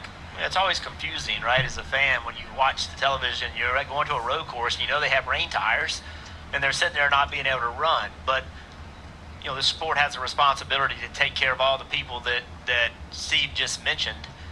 And some fans decide to, do what they want, but ultimately, they really have been left with no choice but just stop the race, let the lightning clear out, and then go again. As we're talking safety, the NTT IndyCar Series, earlier today at Mid-Ohio, this is practice number 2. Simon Pagenaud, watch closely to the right. Jeez. Simon Pagenaud barrel rolling numerous times I up sat in in the that air. turn last year. The safety crew got to him immediately, but right along. At turn 4.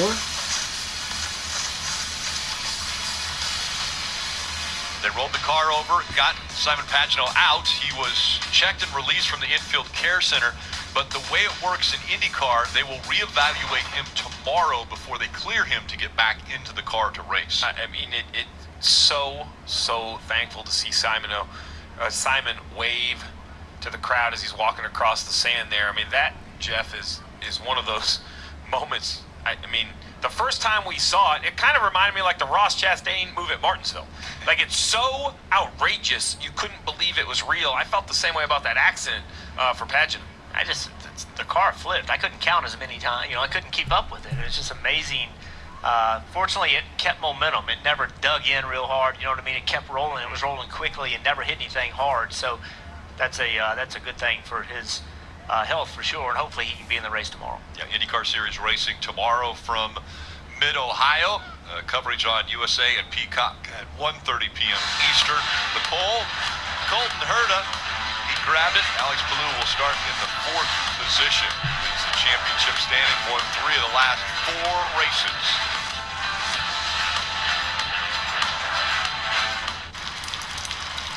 Pesky leaks.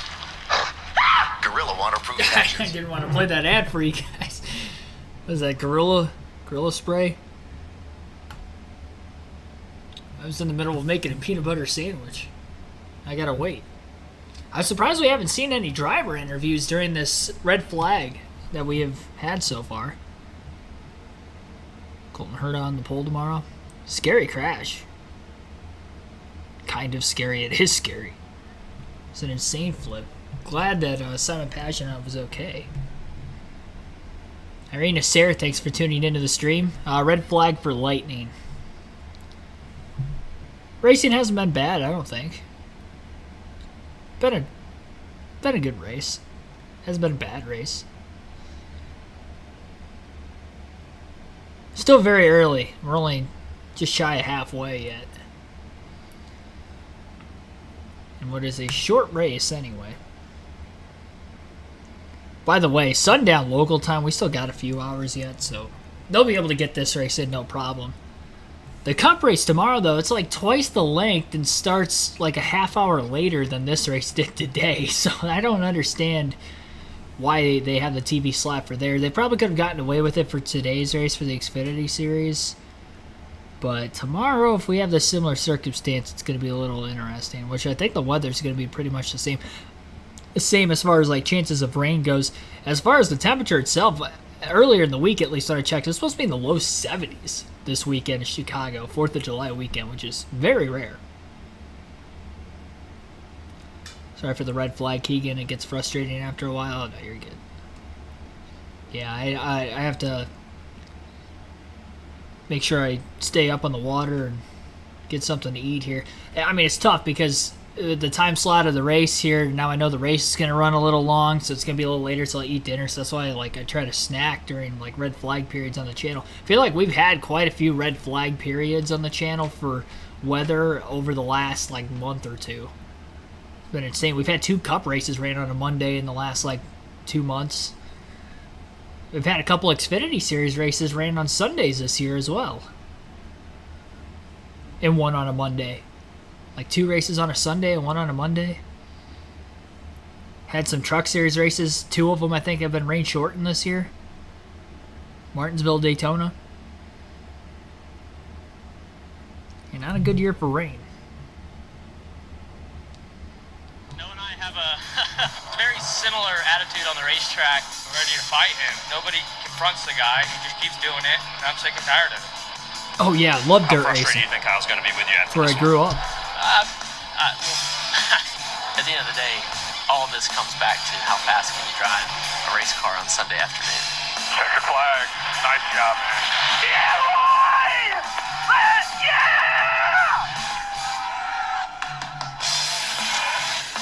A lot of people think that Ross Chastain just came onto the scene, but he hasn't. He had been running in the Cup Series, Xfinity Series, any opportunity he could get.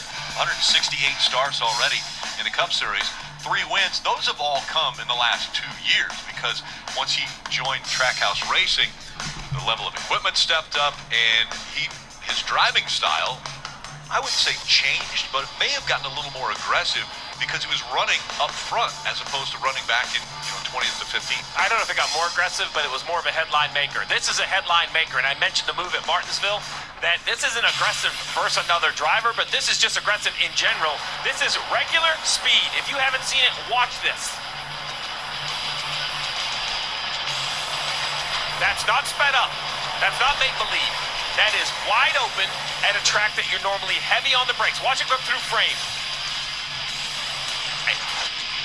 It doesn't seem real. When it happened, it didn't seem real. This view right here,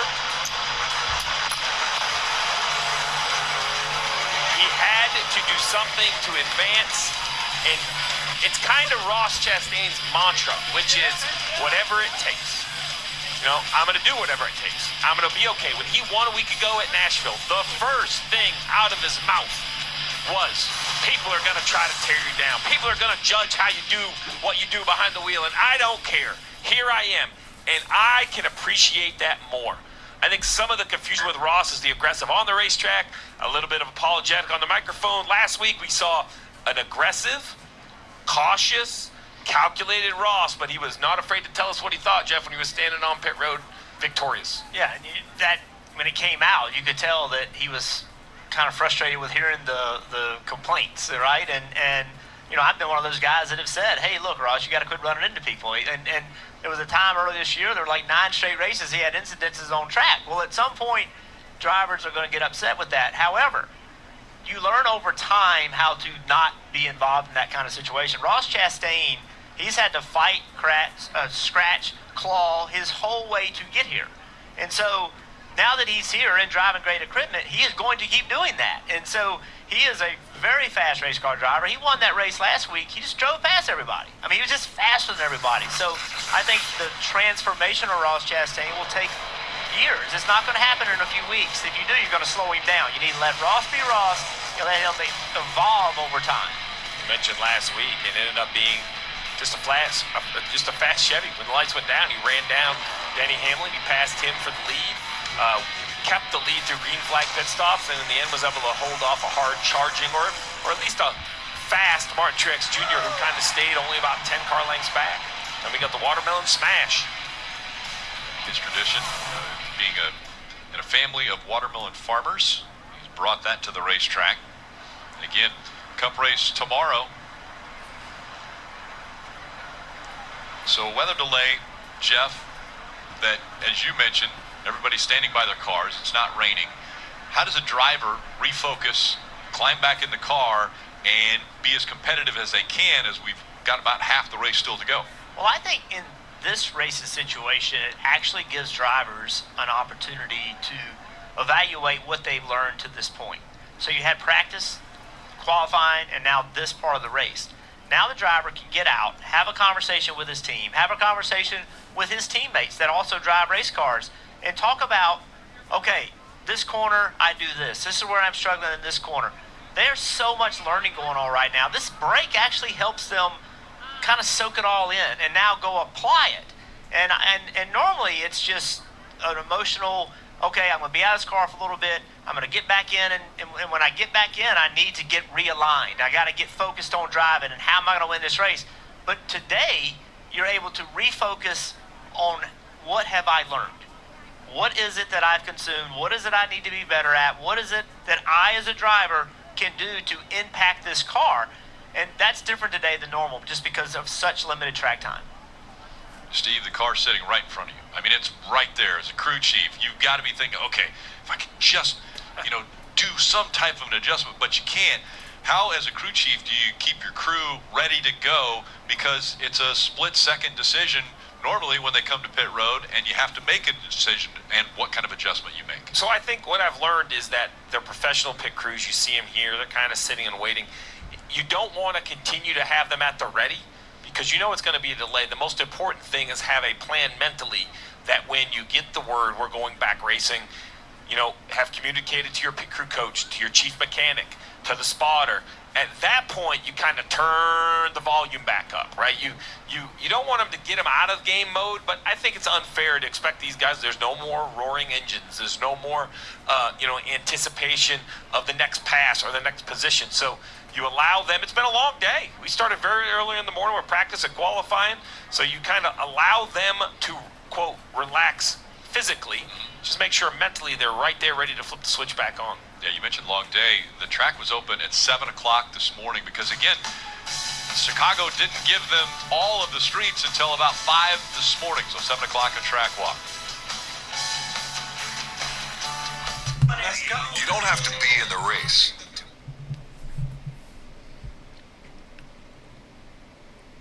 Good acting like he didn't earn the criticism. I don't think that they were doing that. I think Jeff Burton was pretty vocal with stating that he wrecked. Like, what did he say? Something about like he's been involved. He was involved in like 9 incidences in a row or whatever in races. 9 straight races in a row with an incident. 103 votes have been casted so far in our poll. Again, we'll keep that open until the end of stage 2. We're under a lightning delay as we are in the closing laps of the second stage. I think we only have 5 laps to go in stage 2. By the time we go green, we'll have a couple left. And once again, this is the third caution of the race. Take a more in-depth dive during this commercial break at what the point standings does look like. We went through all the drivers who are locked in with a win. As far as the Xfinity Series standings go, the drivers on points, Josh Berry is plus 99, but he is 5th overall in the regular season standings. So playoff points are awarded to each of the top 5. Remember, Berry will be in the Cup Series next year, taking over for Kevin Harvick in the Ford car at Stewart-Haas Racing. Sheldon Creed comes into the day 48 points to the good. No stage points to stage 1. He's still just on the outside of the top 10 looking in after crashing and qualifying earlier today. Sam Mayer is plus 58 points, 7th overall in the regular season standings for him. And, I don't know why it's got Sheldon Creed and Sam Mayer flip-flop. I think it might be because of the playoff points. Sheldon Creed's got 2 stage wins. So Sam Mayer's 7th in the points, plus 58. But for whatever reason, it has him below Sheldon Creed. I think it's ranking him by playoff points, which shouldn't be the case. Yeah, there we go. That makes it a little better. It's still confusing, though, because then you got, like, all the points increments over here. I don't know. NASCAR's website's being a little wonky with this. That highlights that maybe a little bit better. That's the difference in the regular season standings. I wonder if I click on the points over here. It doesn't do anything. Yeah, it doesn't do anything there. Alright, well, anyway, We went over them, and then obviously Riley Herbst again, plus 45 points. Daniel Hemrick and Parker Kligerman, who have been battling on track for most of this race for position with each other. It seems like Hemrick a little better in the restarts, gets by Kligerman, but then once we get a couple laps into a green flag run, Kligerman's been able to overtake him and kind of slowly work his way through the field a little bit quicker than Hemrick. Hemrick had a better qualifying effort as well earlier today, so started slightly better than him in this race, which allowed him to outscore Kligerman by 1 point in that first stage. Brandon Jones is 51 points net negative coming into this one, and then Brett Moffitt, a bigger gap back to him, who is 15th in the points at minus 83. They are back on the USA Network, and again, you guys will get to listen in leading into the next commercial break, and hopefully we get interviews. We have not had any driver interviews during this lightning delay to this point.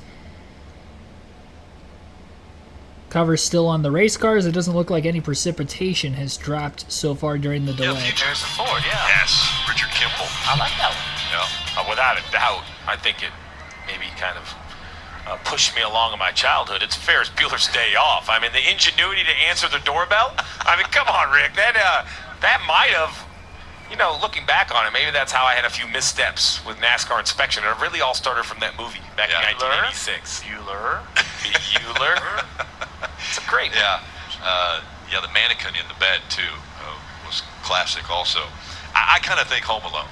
The slapping of the face with the aftershave and the scream. We knew that would be yours. But a good Christmas movie there for Home Alone. Was that a Christmas movie?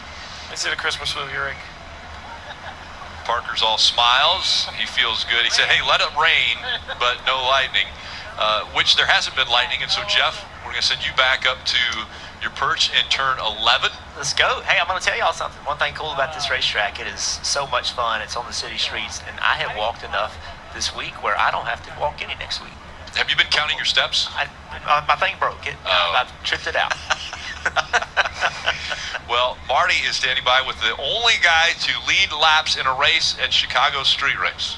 By the way, we get a vote on the movie as well. We could go with Ferris Bueller's Day Off because Cole wanted that Ferrari that they wrecked. Remember that? So, hey, how have you led not only all the laps, but every restart been able to get such a jump on everybody, Cole?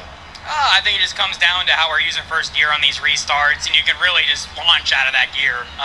So it just works out good, and it works out good for the leader through that turn 12. But overall, I mean, we just have such a fast car. I mean, these guys really got it dialed in. So hopefully the rain holds off. I'd love for it to, but if it does, we'll manage it, and it'll be what it'll be. But we have a fast Haas-Animation Ford Mustang, and I think we have a potential to hopefully be there then. Hopefully have a chance to win this thing. So just gotta keep it clean. Are you surprised at how well this racetrack has raced? All the drivers I've talked to said, man, it's unbelievable out there. Yeah, I was honestly shocked that we didn't wreck more cars.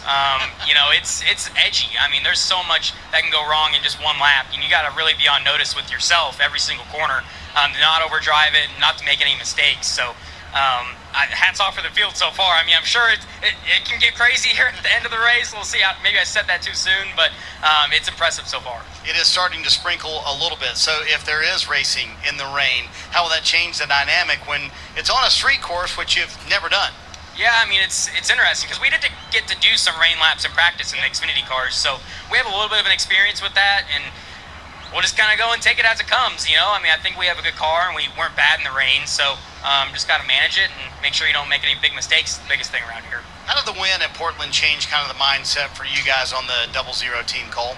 Well, it's just all about playoff points, I mean, we want to get as many playoff points as we can, and we don't want anybody else to get any, so that'll just help you so much once you get into the playoffs of getting into the final round. So we're on kill right now where everything's clicking, I feel like, and me and JT have worked really hard, and everybody at the shop, and everything's really going in the right direction. So when you looked at the tracks this year, did you honestly think road courses would kind of be the strength of your team?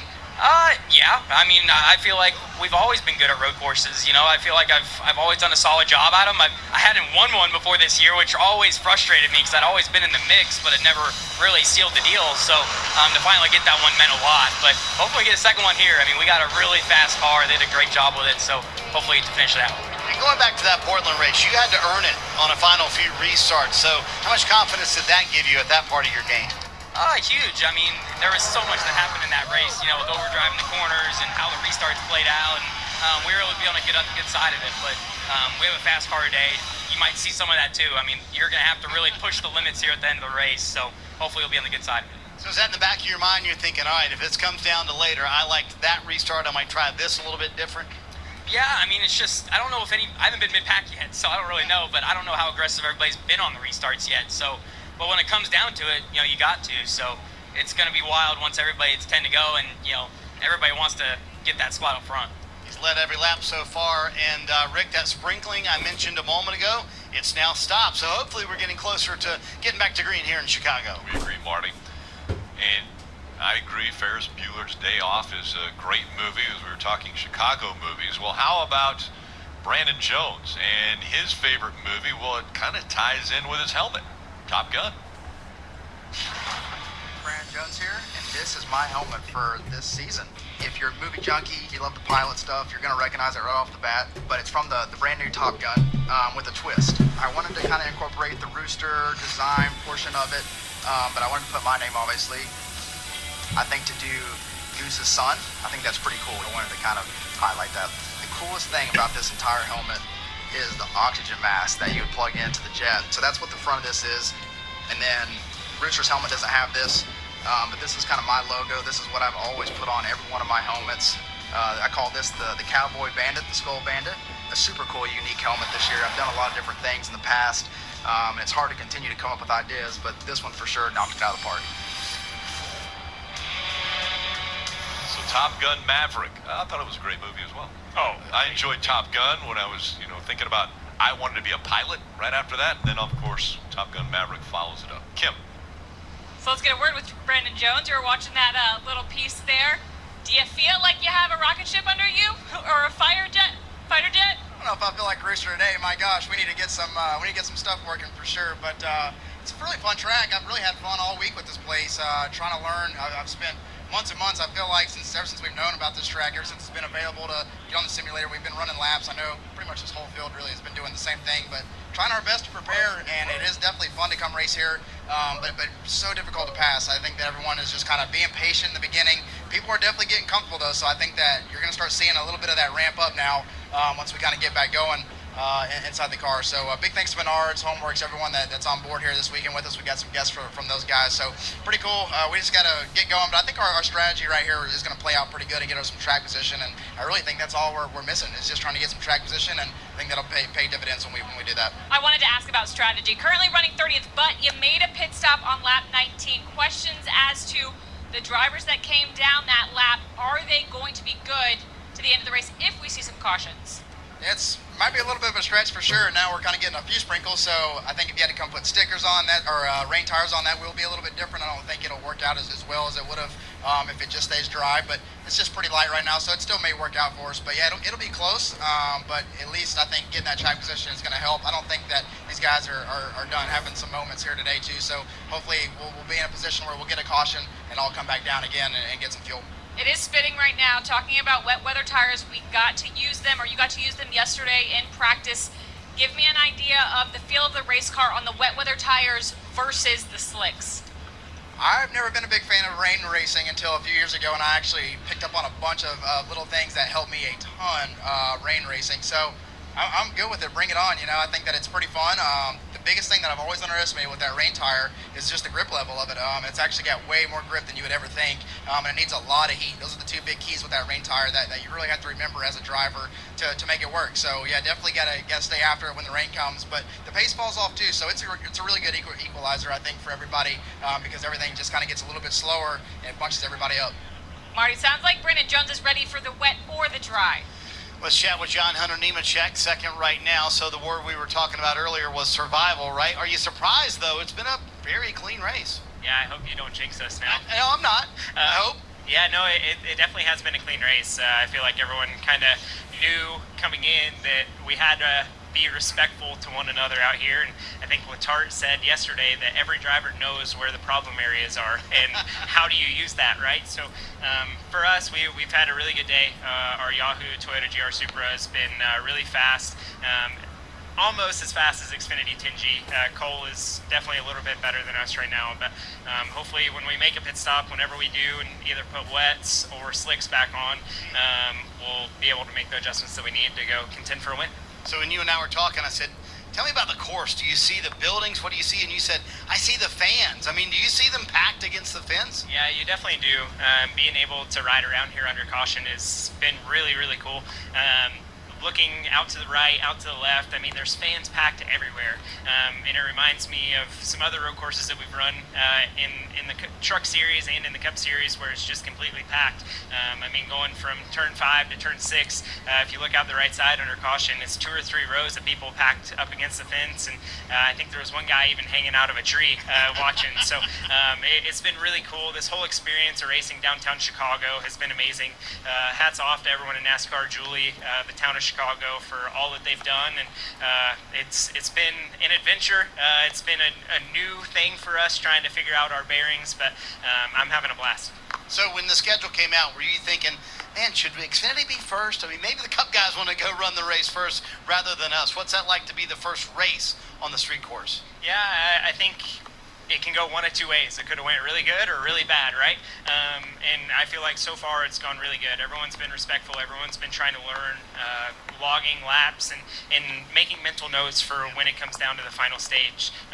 As it's raining more here, it may change some more things, but I'm kind of glad we're first. We're the first ones on the Chicago street course here racing in iconic day. So hopefully we can go out and be the first winners of the inaugural street race and first winners of the weekend. Speaking of being first, you literally were the first car on the track for practice. What was that moment like? Did you take it? Did you take it in? Did you kind of soak it in? What was that like coming down pit road, pushing the car, and being on the track for the first time? Yeah, no, it was super neat.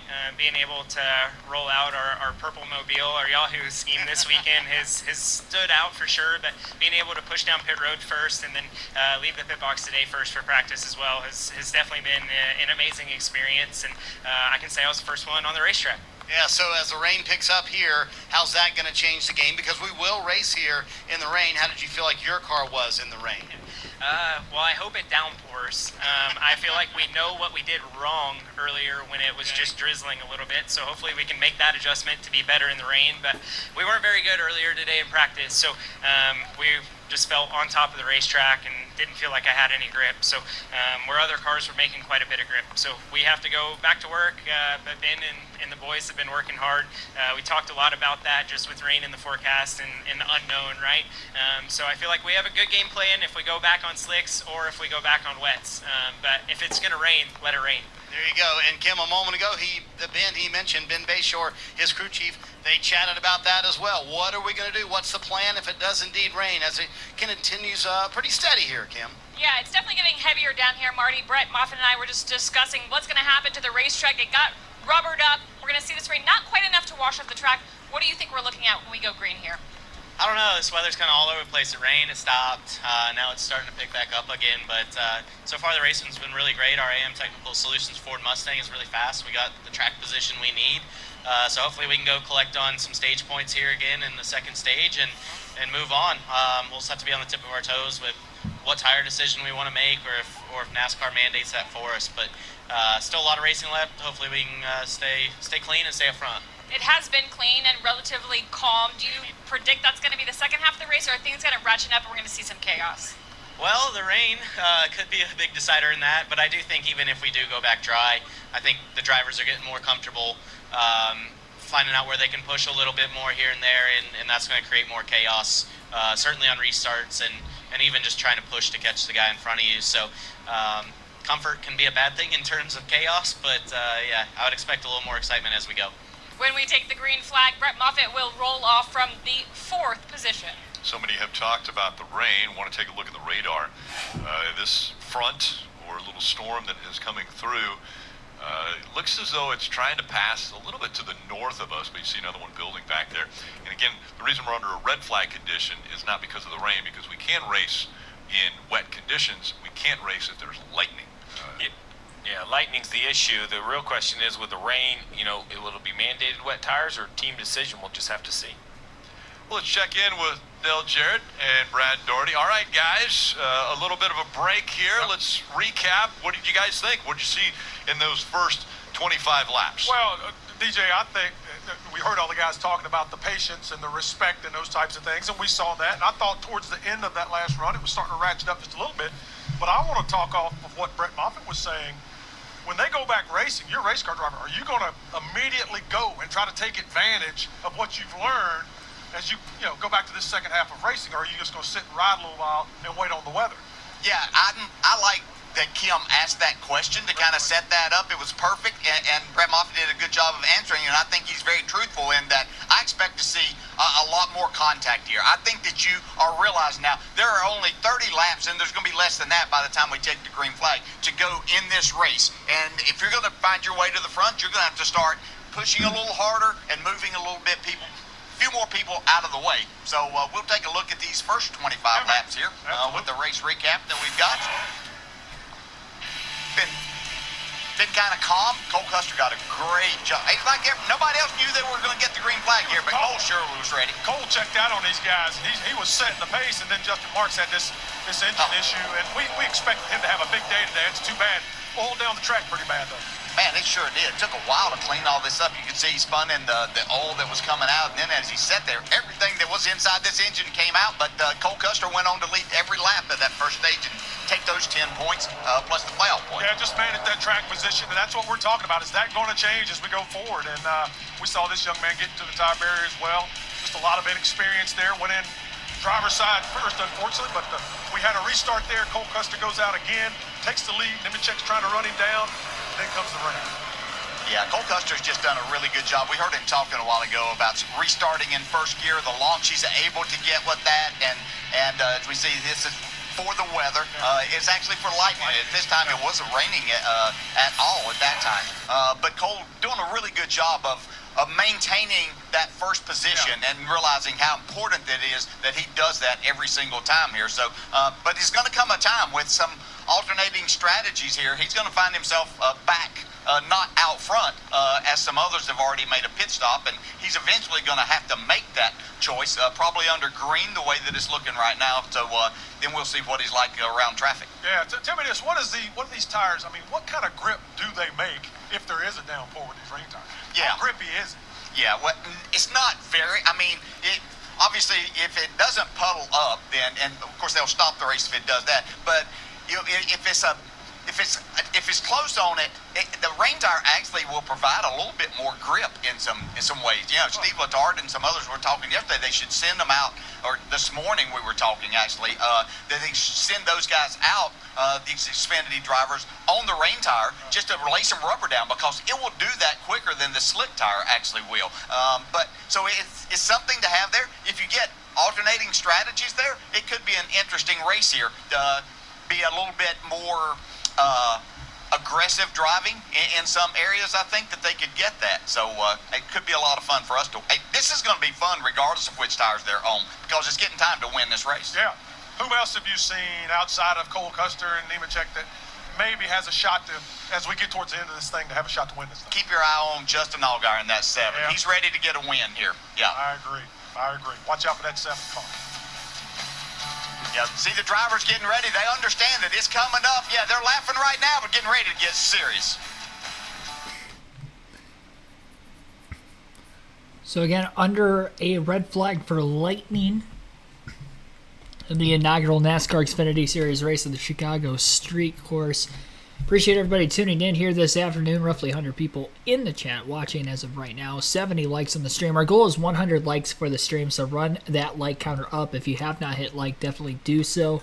And again, we'll leave this poll up that is in the chat as well until the end of Stage 2 for who you think will win. Cole Custer has 39% of the votes through the 117 votes that have been casted so far, so he is leading the poll by 10% over Other, who has 29%, 19% for Sheldon Creed, and John Hunter Nemechek with 13% of the votes so far. So everybody be sure to, again, like and subscribe. We're on the road to 5,000 subscribers on the channel, and hopefully we can get there sooner rather than later.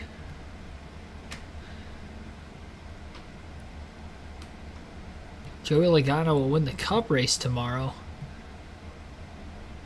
Bet him at 30-1. Yeah, I mean, maybe. Track position's going to be huge. I think the winner's going to come from somebody starting in the top 10. I don't think there's any doubt that would be the case. I think it's going to be a relatively calm race.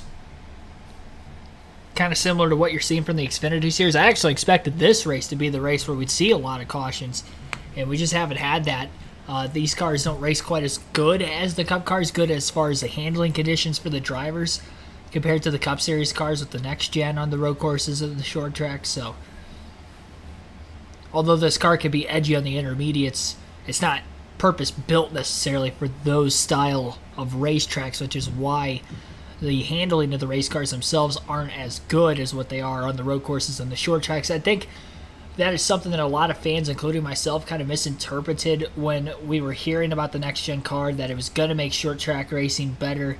It was going to make road course racing better. I think what they meant, it was going to drive better for the drivers, and it almost drives kind of too easy at times.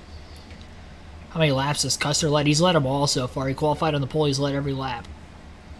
He's had anywhere pretty much between a 1.5 second to a 3.5 second lead in this one. Once we get like 3-4 plus laps into a green flag run, he gets out in a way pretty easily. I mean, you can check that last restart, held with him for like a half a lap, and then Custer started to drive away. There's so few passing opportunities on this racetrack that it's so difficult to, even if he stays close, obviously that could put more pressure on Custer to make it a mistake and open up the door, but Custer just hasn't had that pressure at all. He's been nailing the restarts perfectly every single time, too. He's ran a magnificent race, really. Big E, thanks for tuning into the stream also. So again, rain is starting to fall, but again, they can race in the rain. It's just the lightning within an 8-mile radius of the racetrack that is causing the delay. Once that is moved out, then we will get back to racing, even if it is a wet racetrack. As that is right there, as I mentioned, in the center of Grant Park, and Buckingham Fountain is definitely a cornerstone of what the fans have been coming around to take pictures of here in the area. Dave. So Rick, did you say 20-minute water show every hour? Yes. Okay, so Sheldon Creed has raced from the back of the pack up to 11th. You up for showers, or would you rather be dry? That's a great question. Do you want a 20-minute water show every hour from now on? I think rain is going to change the game for sure. It would help us for the cars that just short pitted. Obviously, they would come back down for rain tires, but I'd like it to stay dry. I think our long run speed was really good. Like you said, I had just gotten to 11th, and I feel like I was finally getting to a rhythm and finding my good passing zones and where I was good. But shoot, man, I just put us in a hole today. We were really fast with our primary car, and just made the smallest mistake in qualifying and paid a big price for it. So I appreciate my guys hustling to get this backup ready. Thank you to Wheelan for supporting us through all of it, and yeah, we're gonna try to turn an okay day into a good day. What's your experience been like this week, Sheldon, as we've gotten into town here and kind of seen what the city's been doing for us, and what's your experience been like here, even before you got to the track? Honestly, I've really enjoyed it. Obviously, I didn't have the best week back home with my fine and penalty, but I want to thank my wife for letting me just get after it on iRacing and letting me run laps every night for a few hours. I did so many laps this week with my teammate and even by myself, just trying to get ready and then coming to Chicago for the first time. It's been amazing. The city's awesome. Just honestly really been enjoying it. I've done a lot of street courses with Stadium Super Trucks and Robbie Gordon. Been in Australia a bunch of times with V8 Supercar doing the Stadium Trucks there. So I had an idea, what we were getting ourselves into.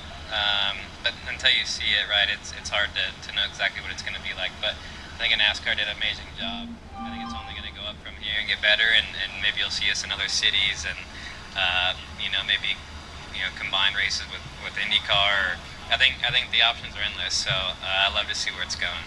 Yeah, I think no matter what we do, you'll see Sheldon Creed being aggressive on track like he was today, Kim. Well, Dave, every time I have talked to Casgrove this weekend, he has had a big smile on his face, been very excited. I know you like your race car. When I mentioned the wet weather, though, you perked up. You said, bring it on. Why? I've got some experience in the rain, and I feel like the way we've approached the weekend so far has been, more on the reward side and less on the risk side, if that makes sense. This is a track that really rewards aggressiveness, and we're just backing our corners up a little bit. And so far, it's paid off. We don't have a scratch on our fire department car yet on either side, so we'll try to keep it that way. And if it rains, I think you're going to see a lot of scratches on cars. So as long as we're not one of them, then I feel like that's an opportunity for us to gain some track position. So our Sam Hunt Racing crew's done a great job. Our Supra has been as fast as Xfinity 10G. We've been off on pace on the road courses so far this year, but we came with a whole different package this weekend and really seem to have found something. So I like what I feel in the car, and we're 10th right now. I honestly think we've got an opportunity to move forward from here, even if we get this restarted soon. So I'm excited for our chances. Yeah, big mover and shaker of the day. Started 25th, up to the 10th position. You already talked about how your goals changed throughout the race. How do you adjust through the race core throughout the race? What you learn more about each turn and just continue to build that notebook through the course of the race? Yeah, our time here has been limited, of course, so I still felt like I was learning the track all the way up until our last green flag lap there. In fact, our last green flag lap was my fastest of the race so far, even though we're 25 laps in on tires. So I think everybody's still learning, getting faster out there, and I think as that happens, you're going to see more guys push that limit a little bit too hard, step over the line, and get themselves in trouble. So I feel like typically as a race team, our strength has been executing races and making the most out of them. So I think when guys start to get a little bit crazy out there, overly aggressive, that's usually when we're able to pick our way through and get to the front. And I got to say, our car looks really cool here. Fire Department Coffee is our sponsor. They're based just outside of Chicago, so this is their home race. We're advertising their skull-crushing espresso flavor. We got flames on the car. I'm loving it. So we'll try to put it up front and maybe in victory lane here. I don't think that's out of the question yet. And you look good doing it too. His fire suit looks like a firefighter uniform. Again, Casgrove running 10th, and it sounds like he is just as confident if we see some wet weather here in Chicago, guys. I'm not sure the word if is stopped and started and stopped and started again. Still under a weather delay here in Chicago. I wish there was a way of telling how long the clock has been on for the lightning delay, because they never really show it on the broadcast. I remember every now and then NBC would show it, Fox would never show it, but not all the time NBC is always showing the clock. But if they had it like ticking at the bottom right hand corner of the screen, it'd be very beneficial instead of like, oh, we're still under delay. Well, how much longer is it going to be? Like, I know you don't know, because if the next lightning strikes, then you reset the clock anyway, but there's no way of actually telling how far along they are.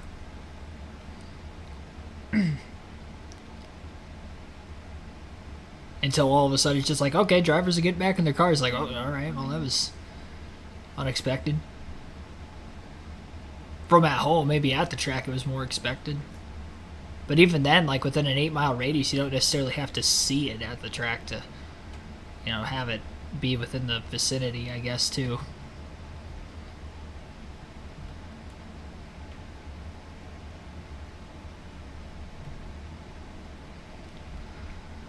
Once again, thanks for everybody tuning in for this live commentary stream. Endangered Sense, thanks for tuning into the stream as well. I didn't shout you out earlier. Apologize for that.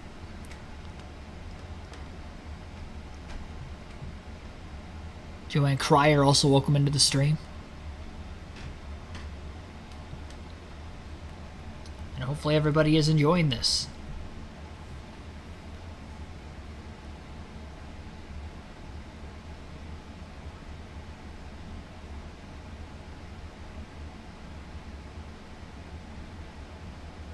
Money in the Bank's over. Don't spoil anything. I couldn't watch it, obviously. Do not.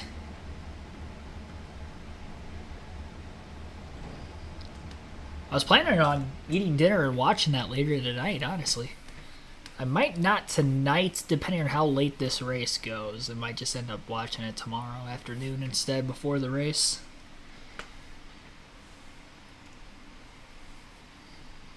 I was excited for it, though. No, they cannot call the race. They are not halfway or at the end of Stage 2. So even if for some reason we were to keep this lightning delay going all the way up until it got dark outside, which isn't going to be for a few more hours yet anyway. It's only 6:03 local time in Chicago right now, so we still have probably 3 hours of daylight left. So I don't think that is going to be an issue considering we only have 30 laps to go in the race. But because we only have 30 to go, again, we are not halfway or at the end of Stage 2, which would signify that we are, to make this race official, my teams and crew members still right there in the pit wall, of course. But no drivers getting back in their vehicles up to this point. 5 laps to go, Stage 2. Yeah, the sausage and beef was great. Yeah. Now, I'll admit I haven't had any deep dish pizza on this trip. I won't say it's never happened. But I have definitely sampled for sure. Yeah, it has been wonderful. I love the Chicago-style Daniel dog. Powers, thanks for tuning in also. It was surprising to me a little bit in reading some of the research that people don't put ketchup on hot dogs. I guess growing up I was a ketchup mustard guy, but not in Chicago. You kind of frown upon the old ketchup. It's mostly No ketchup on your glizzy? mustard. There's a pickle spear that normally goes on. The ketchup thing sounds disgusting. Oh. So, yeah. What? But you took the pickle spear It's off. not disgusting. Shh, don't tell him that. You gotta take that as made. Okay. We'll take a look at the Xfinity Series point standings as they run. Again, based upon wins, Austin Hill with 3 already, John Hunter Nemechek with 2, and then you see a handful of drivers that all have been to victory lane. Those in yellow locked into the playoffs. 12 will have an opportunity to fight for the championship, so every point is important. Josh Berry, 81 points above that cut line, and again, win and you advance. And so that's the thought that everyone is continuing to watch and look out, fight for, is try to get to victory lane so that you can fight for a championship at season's end. Crew's still waiting out this rain delay, and it's a it's a weather delay. Lightning was the reason for the cars making their way onto pit road. You see the Air Titans and jet dryers. Any precipitation that has come down, they're trying to keep that off so that when we get the all clear, we can get back out on the racetrack and get back to racing. Again, I will re-preface what Rick Allen really didn't there. The Air Titans are on the racetrack to try to keep the track as dry as possible, but if the lightning ends up going away, obviously we would just have the rain tires on at the start. It's not downpouring at the racetrack by any means, so there's still quite a bit of grip there, but it has kind of sprinkled on and off. They're just taking safety precautions just in case. Money in the Bank, it's a WWE pay-per-view. TKO Ruthless live stream. Thanks for tuning in. High stakes today. You talk about Money in the Bank. I don't know what you were talking about. For the race? I mean, it's a regular season race.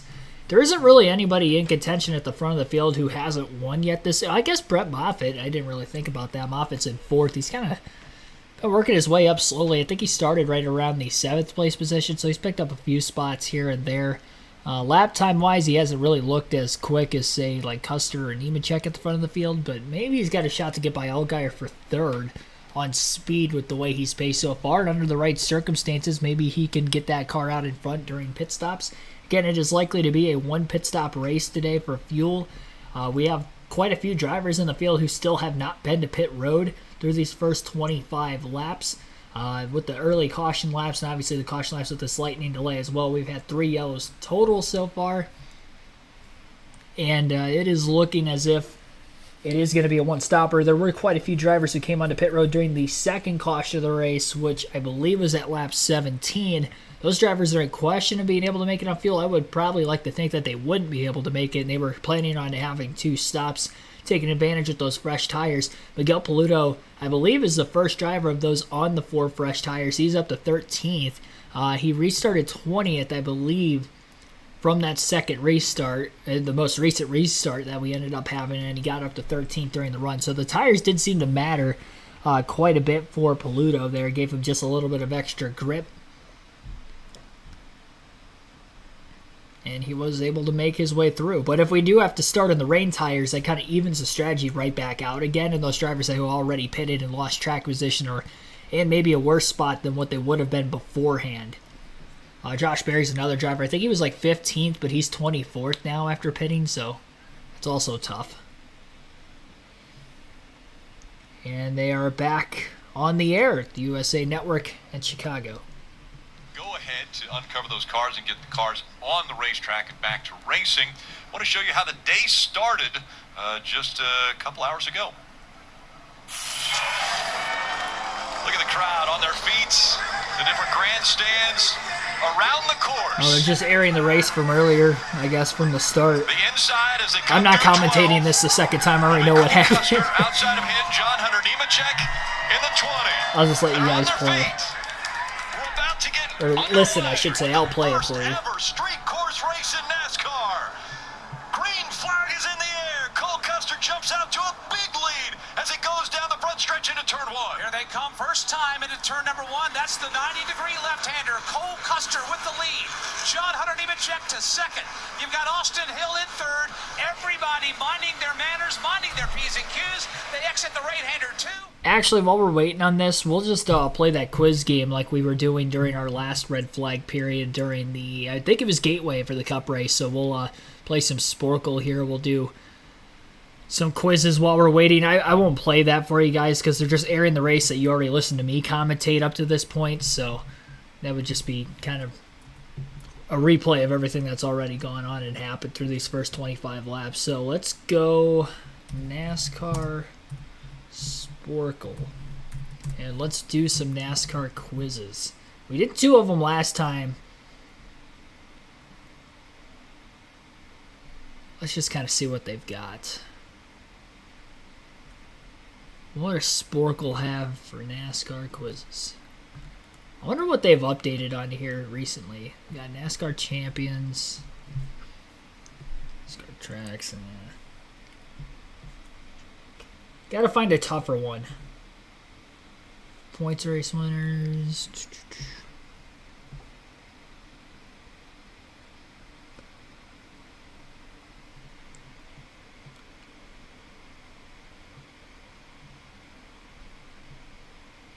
Just kind of looking at some of these. I mean, we could do... Now, we already did the win leader by season, I believe, last time.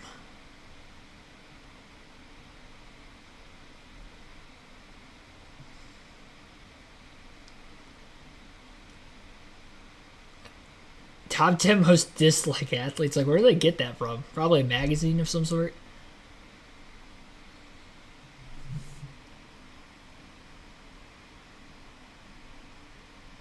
Sprint Cup champs. Let's just go all-time NASCAR winners. Oh, this is the top of the list. No, never mind. I thought that was every single one. I thought we had to name all of them. Which I'm not going to be able to do because there's like, what, 200? I think exactly 200 NASCAR drivers who have won a race. Maybe a little more than that.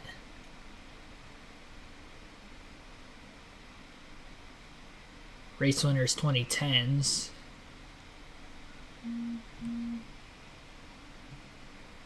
Look at the chat. What are you guys saying?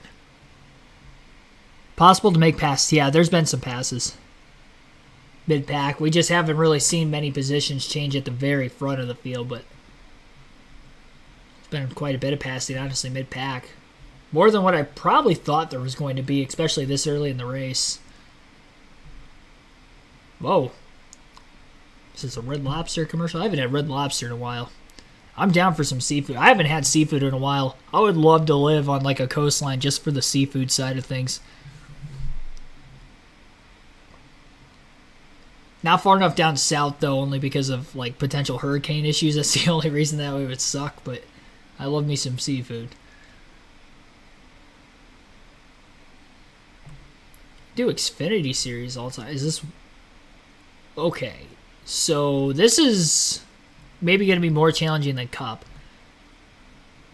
So this is going to be NASCAR. It is an Xfinity race, so why not do an Xfinity Series quiz? But this is all-time NASCAR Xfinity Series winners. So there's been 174 drivers who have ever won a NASCAR Xfinity race. We have 20 minutes to name all of them. I will be looking back at the chat to try to glance. It'll show you how many wins specific drivers had. A lot of them with 1 wins, I will say. That makes up probably almost half, well, not half the list. Probably makes up like a good 20% of this list is drivers with 1 win. It looks like with half of this list is literally drivers with 3 or less Xfinity wins, so that's going to be tough. 174 is going to be tough, but we'll name them along the way. I'll move my mic a little bit so I don't bump it while I'm typing.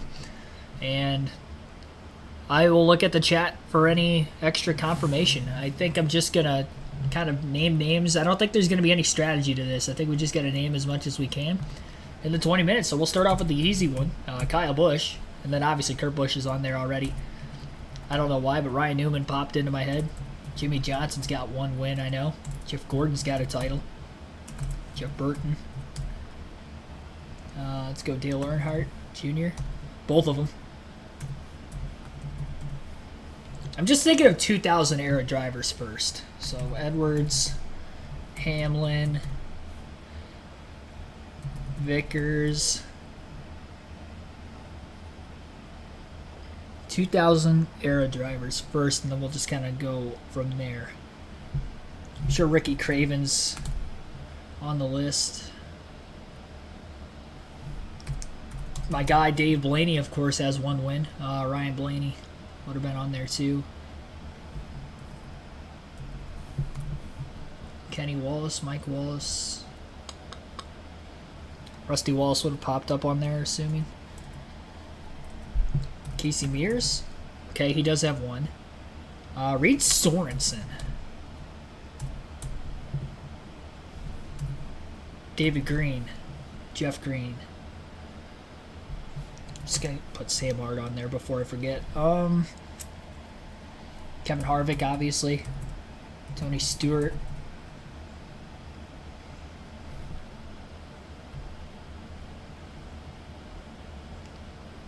Burton, MTJ. Yeah, we'll put Truex on there.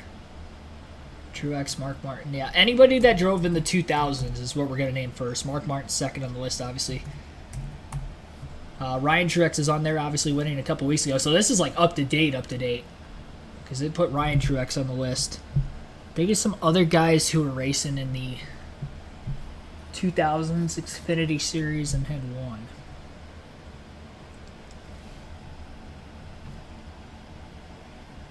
Elliott Sadler.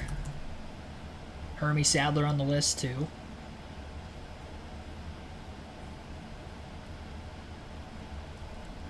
I don't think David Stremme ever won. Yeah, I didn't think so.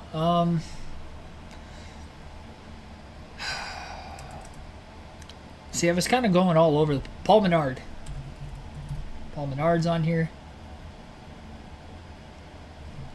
Would have already had Robbie Gordon.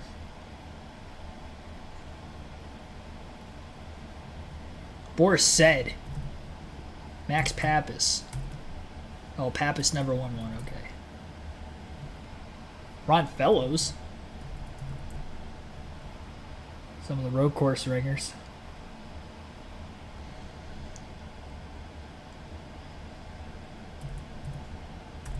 I put Justin Marks on here before I forget. I started thinking road course ringers and he popped in my head too. Bodine, yeah, of course. Bodine, Wimmer.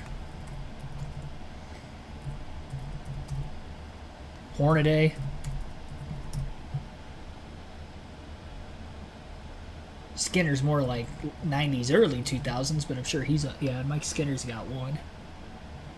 Dale Jarrett.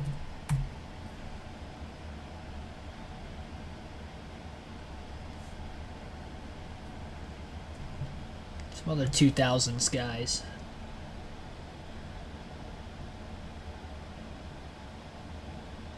Scott Riggs. Yes.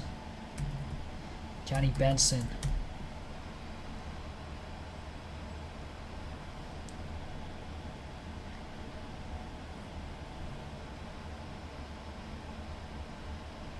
Michael Waltrip.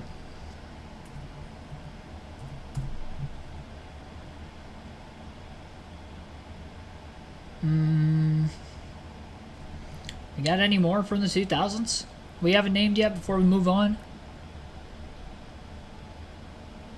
Well, I don't know about Richard Petty, but Kyle Petty's definitely on. Oh, wow, Petty isn't on here.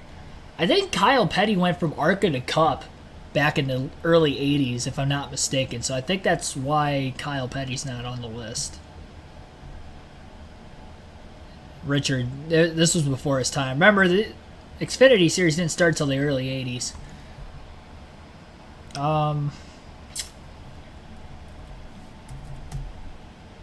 Bobby Allison's on here. Some of those names. Larry Pearson's going to be on here. David has one.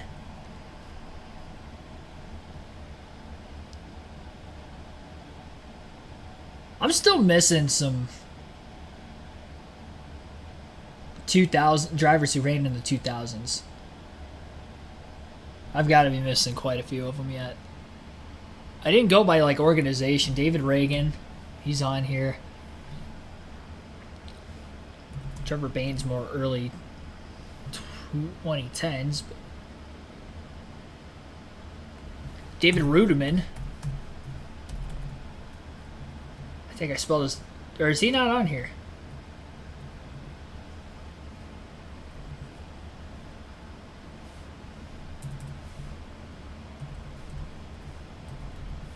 I think I spelled his name right the first time. I don't think David Rudiman's on here. Michael McDowell? Okay, he did win one. I think he won at Road America one year. I figured he was on the list. I did put Vickers. Oh my gosh, yeah, I forgot my guy, Greg Biffle. What am I thinking there? That was dumb.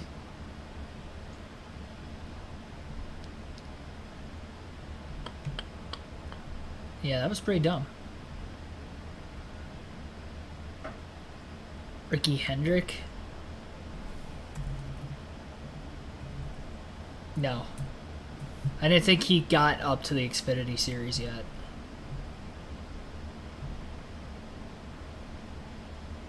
Oh, I must have spelled his name wrong then. How'd you spell it in the chat? I thought I spelled it that way.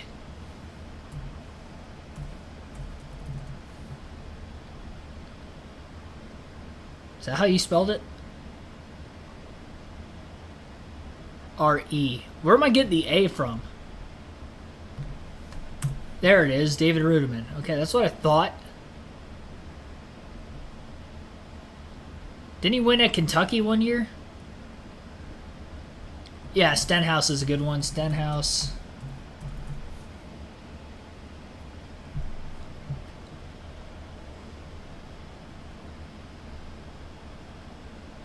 Nemechek, that's another good, I'll get John Hunter and Joe out of here.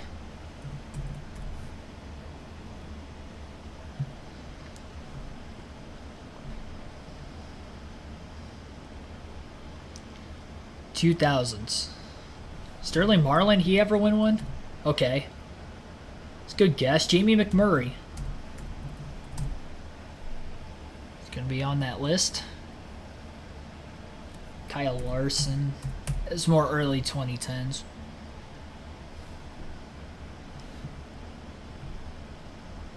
Trying to get 2000s before I go to today's drivers, just because some of those drivers do run. Oh yeah, Labonte had Bobby and Terry. And Justin Labonte had one win too. I keep going to the points when I'm trying to go to the chat. There we go, that'll help a little bit. Jason Keller, that's a good one. Yeah, Jason Keller had one. Did Casey Atwood? Yep, Casey Atwood had two, okay. If we want to get technical, Bill Elliott raced in the Cup Series at this time. He had one. Chase would have been on here with that. I did put Justin Marks already. I did have Jimmy Johnson. Morgan Shepherd's got to be on here.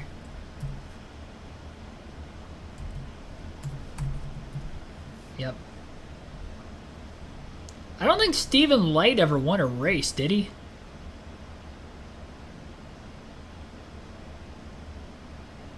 We'll hold off on Chastain. We'll wait. I have Ricky Craven. Stephen Light. That's more early 2000s, too. That is not how you spell it. Is it I-E or E-I? E-I-C. E-I-C. H-T. Oh, Stephen Light did win one race. Okay. God, I don't remember that. I'm going to be honest. Keselowski. Logano would have been here.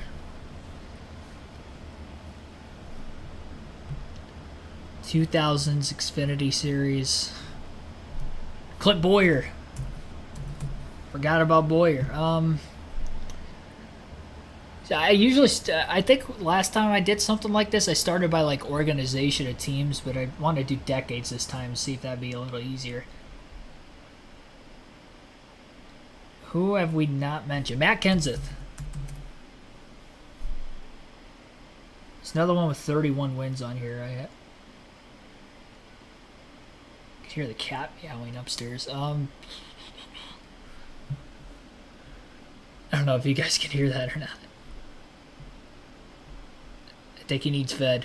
Danica Patrick did not win one. Sam Hornish is a good one. I mean, even though he ran Xfinity Series more in the 2000s, he did run Cup a little bit in the... Or 2010s, but he did run Cup a little bit in the 2000s, obviously.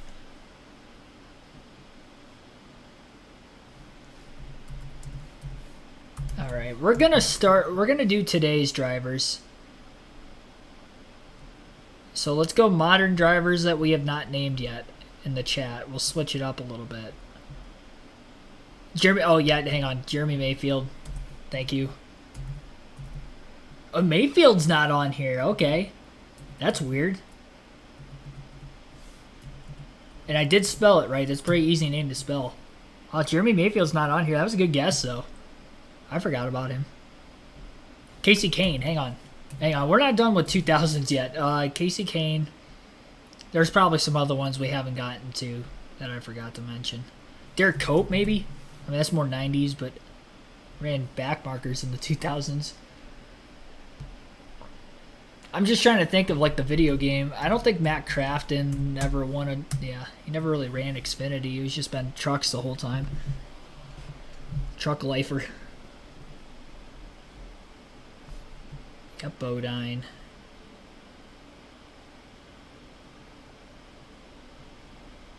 I think we've got about everybody. 31 wins. We're missing someone. Because that can't be a current driver. Well, maybe it is a current driver. Mike Bliss. Yeah, Kenny Schrader. Hang on. Yeah, we got to stay in the 2000s. We're missing some. Thank you for chat for helping me out here. Schrader. What was that other one that I saw in the chat? Steve Park is a good one, too. Austin Dillon was more early 2010s. We'll hold off on that. Steve Park.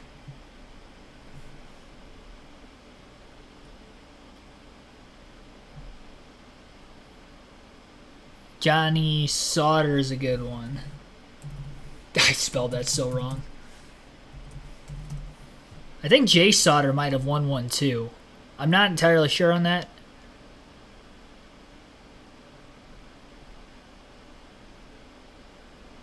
Raced a bit in the 64. Yeah, I remember that. Mike Bliss was the other one. Brian Scott's a good one. That was more 2010s, though. Scott. No, I don't think he won. That's a good one, but yeah, he's not showing up on here. Brian Scott never won an Xfinity race. Jack Ingram. That's the 31. That's why I wasn't getting it. That wasn't 2000s. All right. I was like trying to think of like somewhat modern drivers. I'm like, wait, I think we've named all of them that have had that many. Or around there. Before I forget, there was Mike Bliss. Yeah, thank you. Bliss. All right. I think we can move on to now. I do have Newman. I got the Wallaces. Buckshot Jones, that's another one. Yeah, he did win 2 of them, I think. And that would have gotten Brandon Jones and Eric Jones on there too. Yeah, Buckshot Jones was another good one. Won at Milwaukee once. Or was that his only win? I'm pretty sure he won 2 races. Gotta love that name. Buckshot Jones. Oliver Seven Garden, thanks for tuning in. Jason Leffler, yep, that's another good one. Leffler. He's got 2.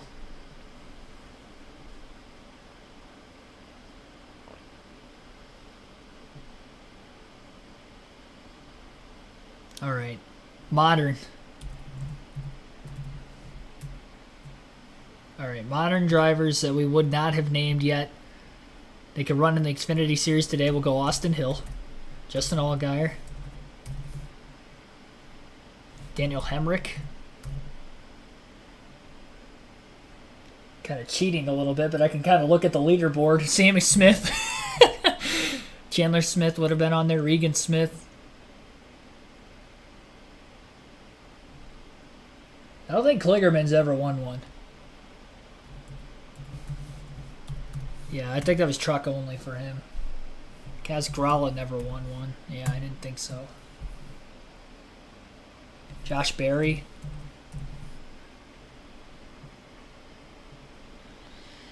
Ryan Sieg. If I could spell.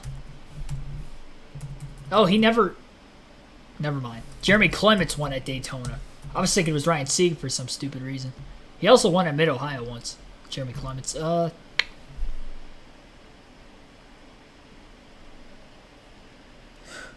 they closed the leaderboard. They're going to commercial. I was cheating a little bit. It's kind of cheating. I do have David Reagan on there. Yeah, Noah Gregson's a current driver. Almirola a couple weeks ago. Almirola. He would have won before that, too.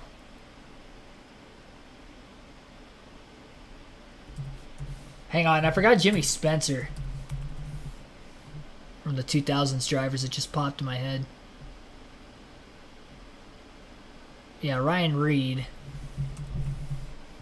Yeah, we'll go 2010s or current. 2010s or current. So we can knock them both out of the way. Natalie Decker's not on here. You high? Yeah, Chris Buescher, James Buescher are both on here. We never hear from James Buescher. Had that crazy win at Daytona. He won a truck championship, too. Yeah, Cole Custer. Briscoe.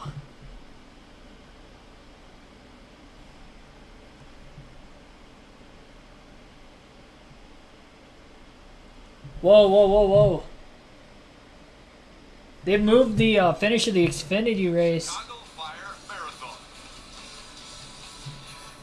They moved the finish of the Xfinity race to 11 a.m. tomorrow. We've got breaking news. I gotta pause this. We'll finish this quiz out. But breaking news. It sounds like they are going to finish the NASCAR Xfinity race at 11 a.m. tomorrow. So they only ran 25 laps today, but they did not make it halfway to make it official. And it's only 6:32 local time at the track, so I'm surprised they're not waiting this out longer. But 11 a.m. will be the finish of this race tomorrow. And I think part of the reason why is because they've gone past the airtime for the allotted race for today, so that's unfortunate. I mean, they still have a few hours of daylight. I'm surprised. I'm sure with being like in Chicago downtown too, they're probably like, well, we promised the city we weren't going to have much noise after 7:30 tonight, so that's why. Maybe that's why. We promised the city that the race was only going to be between 5 and 7:30, so we got to quiet down. So again, race has been moved to tomorrow at 11 a.m. This will be, the third Xfinity race on a Sunday, and we had a Monday Xfinity race at Charlotte this year, too. 11 a.m. We will be back tomorrow for the Xfinity race. Thanks for everybody who has tuned into the stream, by the way. We'll do this. We'll finish this quiz out. We'll actually do one more quiz, too, while we're waiting, try to get that like counter up to 100. But again, for anybody just tuning in, two things. One, they have moved the Xfinity race to 11 a.m. tomorrow. They will have 30 laps to go when they resume it, and then the Cup race, our commentary will begin at 5, so we'll have quite a bit of a gap time between the two races. And then as far as this stream goes, we are doing a quiz right now while we were waiting out the rain delay for all-time NASCAR Xfinity Series winners. We have 2:40 remaining on the clock. And we're going to resume this, so we're going to do one more quiz after this. So, we will get this underway. We're naming current drivers in the Cup or Xfinity Series now. We got William Byron, Alex Bowman. We got Elliott, we got Larson, we got, let's think here. We got Chastain, hang on. Chastain. Who else is going to be on here? I think we got Custer already. Allmendinger, Justin Haley.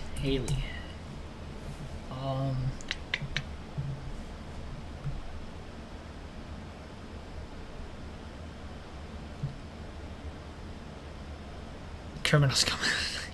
It's terrible. We still have like 2.5 hours of daylight left, though. That's what doesn't make much sense.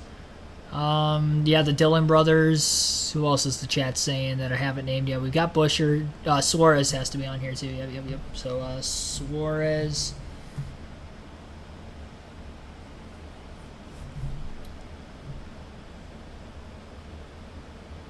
Cindric, of course. Gibbs.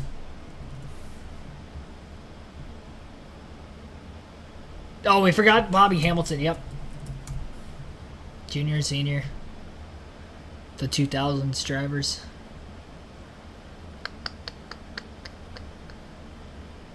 Yeah, rich people live. It is the rich people. It's a rich people problem, not a poor problem. Oh, we didn't get Gregson on here. We didn't get Gregson. Who else do we need? And the Dillons. And I think I'll have everybody that the chat said.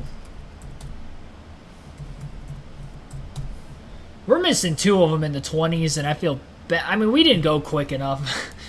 By we, I mean I. I did not think quick enough. Blake Speed. No, he's not on here. I don't know. I'm just throwing out names now. We got 40 seconds. Start throwing out names. We were not quick enough at all. We need 30 minutes for this quiz, not 20. I haven't named like anybody from the 90s yet. Harry Gant.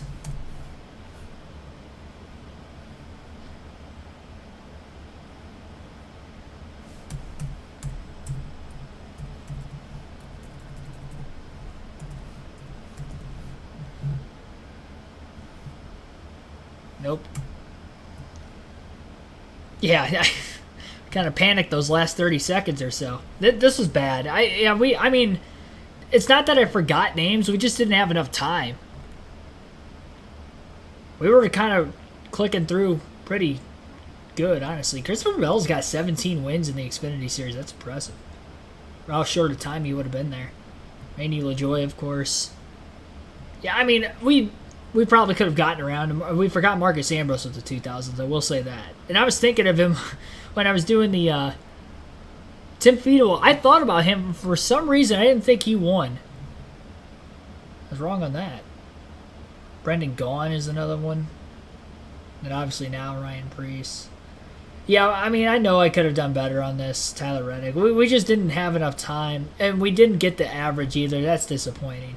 67. If we just would have gotten like 2 more names, we would have gotten the average. I panicked in the last 30 seconds because we were running out of time. Yeah, we didn't even get to the 90s yet, so we were missing all of those names. We just didn't go quick enough. There were so many names from the 2000s we were naming off that took like 15 of the 20 minutes. And we have 5 minutes on current drivers, and we just didn't get through them all. Yeah, Ricky Rudd, I didn't get with the 2000s. Juan Pablo Montoya.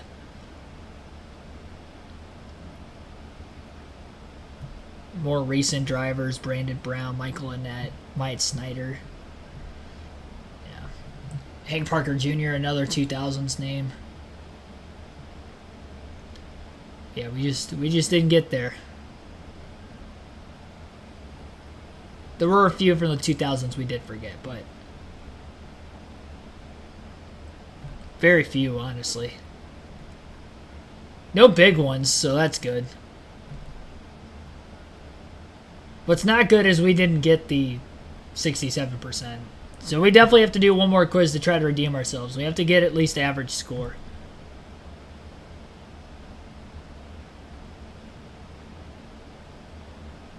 I think we gotta go back to the page before this. Try to look up another quiz. Again, for anybody just tuning in, the NASCAR Xfinity Series race will resume tomorrow at 11 a.m. Eastern Standard Time. Lightning delay has posted the red flag. And unfortunately, they will not be able to finish. Page is unresponsive. Okay, let's exit page. I noticed that this page was pretty slow. My laptop isn't slow, it's just the website. It might be my laptop.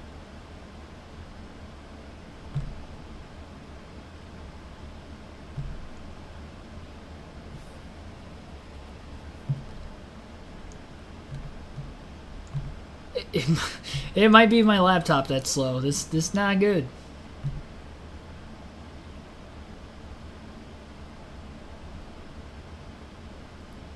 We could be lagging out for all I know, and I don't know. Everything's unresponsive.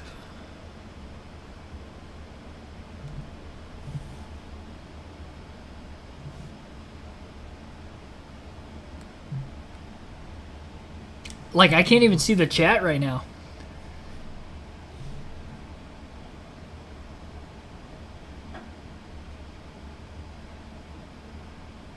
Sporkle's usually pretty slow. It slowed my entire laptop down, though. That's the sad part.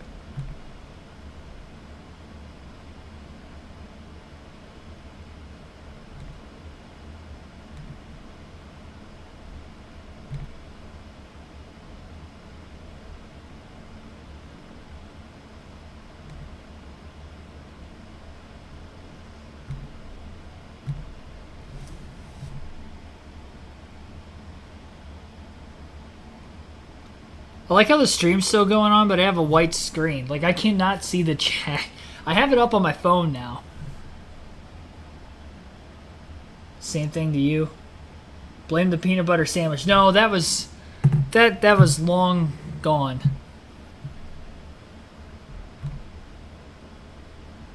Okay.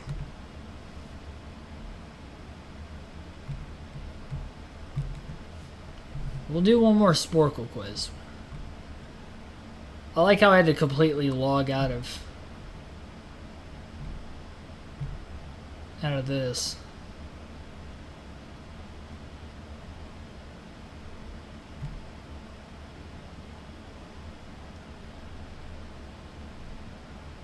It's kind of sad. Well, looks like I'm going to be closing the poll then. Poll's closed.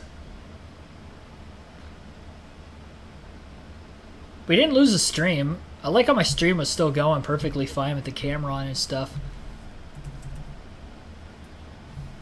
Sad the Sporkle's slow. Alright. Try it again. We got one more quiz. Good thing we finished that one anyway. I like how it shows that we did it already too. Alright. Modern era NASCAR winners? 87. We might be able to get this. Modern era 1972 onwards. 87 drivers have won, and this is Cup Series, by the way. Actually, I don't think this is all the way updated. Hang on. When was this quiz last? Modern era. Should be a date somewhere.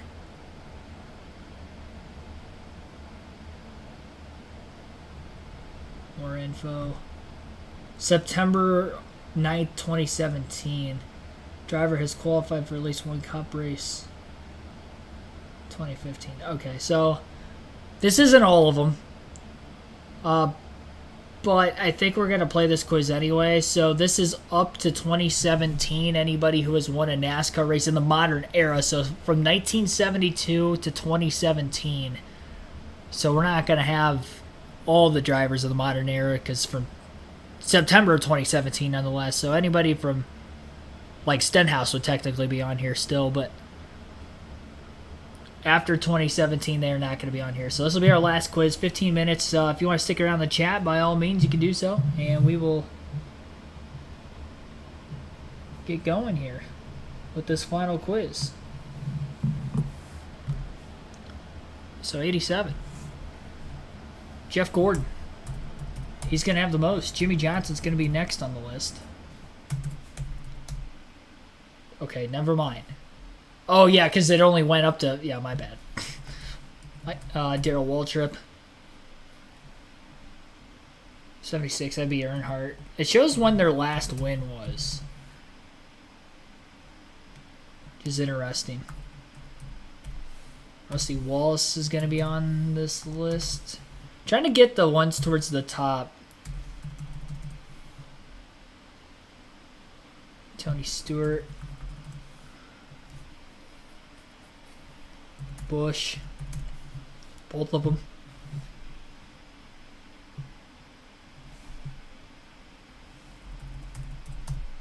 Bobby Allison. Pearson. I mean, obviously Petty would still be on here with Modern Era. With 60.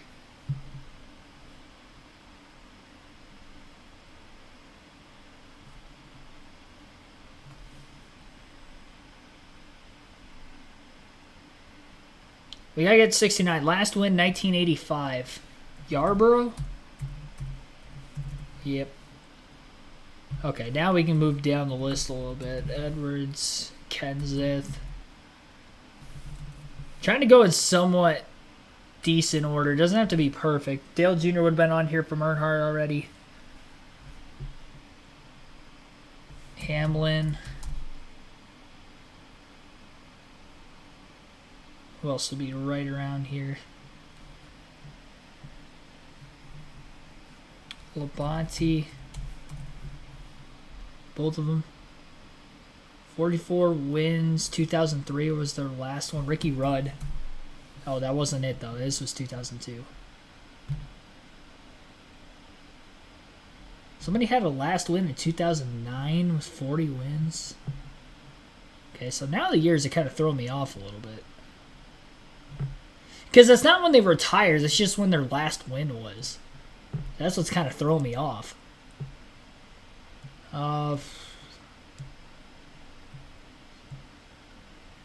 Rusty in there already, so...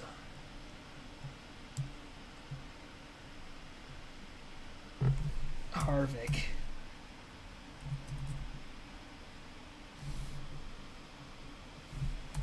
The Burtons. Mark Martin. Yeah, that was 2009. Okay. Yeah, Mark Martin was 2009. 2003. 44 wins in the modern era. 2003 was their last season. Do we have any idea what that was? Oh, yeah, Bill Elliott. Okay. Yeah, again, it's not when they retired. That's what's thrown me off a little bit because he ran part-time up until, like 2011 or 2012 was his last Daytona 500. Okay, so now we can move down to the list.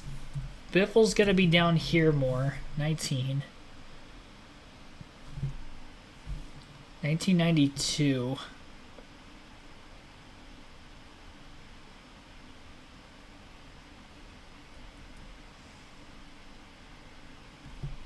Newman's going to be down there.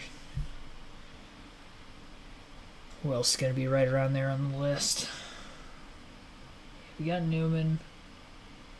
Wallace is already on there. Once you put a last name in, it kind of counts it for everybody. Truex. Although he's only going to have a couple as of this point because it only goes up to 2015. He is on the list, obviously.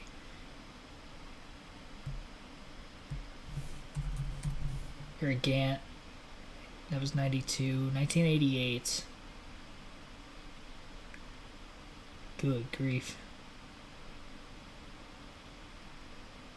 1984. See, these are guys that are before modern era. Mostly, but they got... towards the end of their career, they were right around here. So who have I not named of, the older generation of drivers? That would still be on here. Hang on. But yeah, Casey Kane's going to be right around there on the list, number-wise. But we gotta kind of stay in line here in order, and then when we work our way down the list. Kulwicki only had a few. He only had 5 wins. 5 wins. 1992 was his last. Jeff Bodine. Yeah, he's probably decent on the list.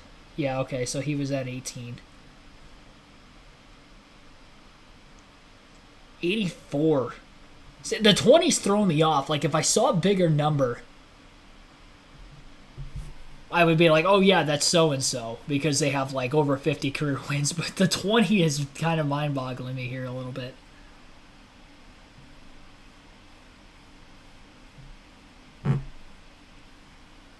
It is mind-boggling me. I don't want to spend too much time on it, but we got to get that one first in the chat. Unless somebody said it already and I missed it. Yeah, I got Gant. Got little Bonnies. Marlin had 10 wins.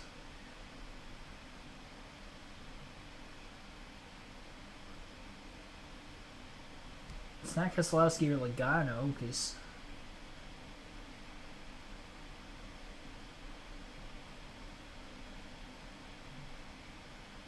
We've got Biffle. Yeah, Bodine never won a cup race. So we only got Jeff Bodine with that one. Got Kenseth. We might have to skip that. We spent like 2 minutes on this already. Hillen? That's not that one, but it was in the 80s, but he only had 1 win. All right. We're going to have to get off that because I'm not seeing the answer in the chat. 1984. Oh, my goodness. Final win, 1984. He only had 20 in the modern era, but he probably would have had more than that. Oh, my goodness. Anybody I'm thinking that has more than that many wins, I'm thinking, like, didn't race into that era. 1972. Beyond. But they would have had to.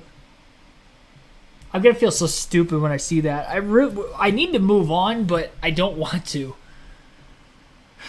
Jeez. Johnny Benson. Got to get these guys with 1 win, I guess. Dolan back.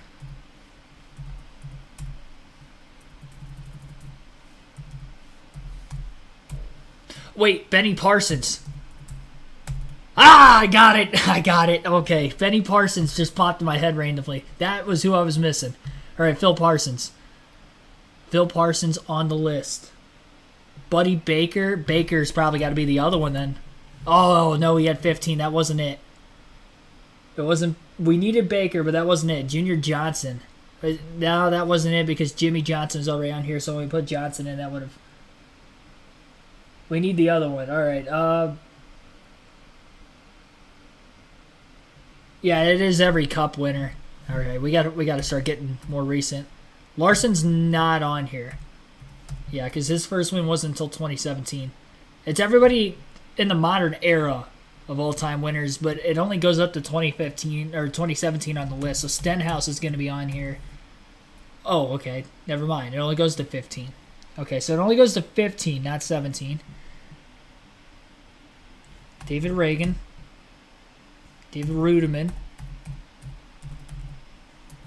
Keep spelling his name wrong. Johnny Benson, Ricky Craven, Joe Nemechek, Kenny Schrader, Derek Cope, Alan Kulwicki, Ernie Irvin.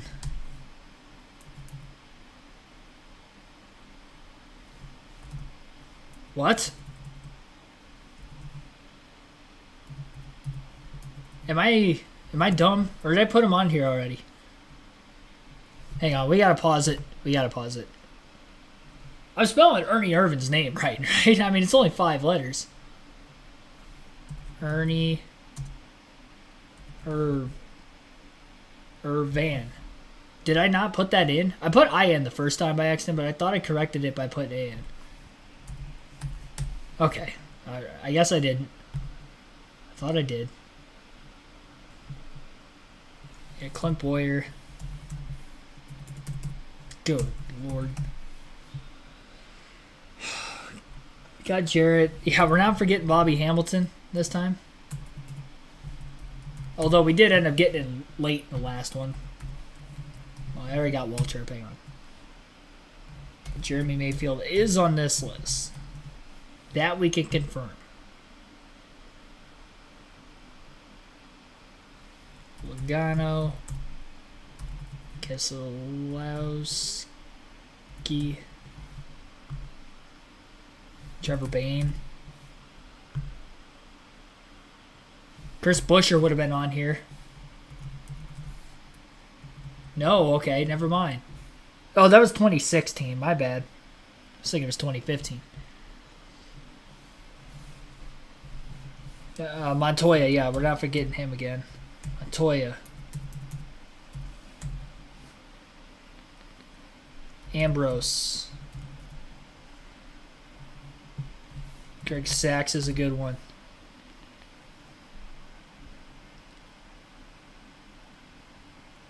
Casey Mears. Regan Smith.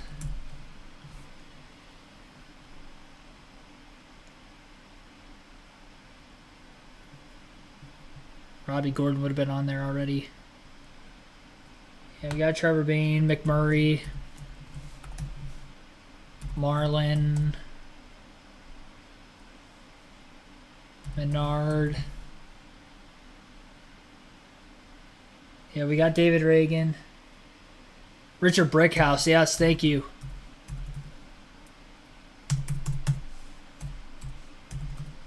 No. That was 70. That was 71. I think the first Dega race was in 71. Not 73. No, it's my bad. It was 1969. 1969 was the first Talladega race. Yeah, we got Benny Parsons. Yep, Elliott Sadler.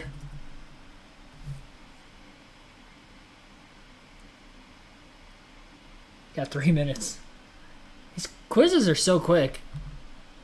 I felt confident about this one, and then now we're doing it. I don't. Who am I forgetting? We're forgetting some big ones. Almirola. No, that was yeah, that was 2014. Okay. I just almost second guessed myself out of that one. Golly, 2000 last win.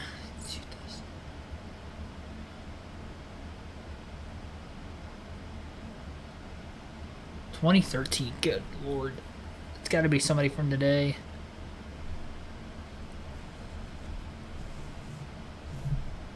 Yeah, Kyle Petty. Oh, we already got him. We already have him. I'm stupid. We already had him. We have Jerry Nadeau. That's a good one.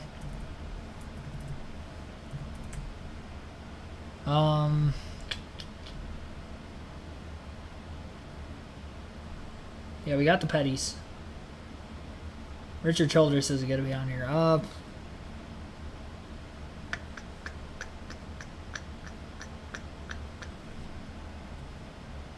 Allmendinger was 2014. Yep, that's a good one.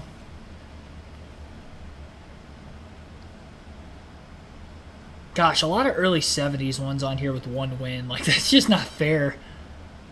Because it's probably drivers like Dave Marcus. Like, is he on here? Okay, he is. He had 5. Yeah, like those drivers, I thought it'd be easier because I wasn't thinking like drivers that ran like primarily 50s and 60s, but they had one win in the 70s, which we have like a dozen of those names on here. They won in the early 70s. There's going to be some names on here I've never heard of. I guarantee it.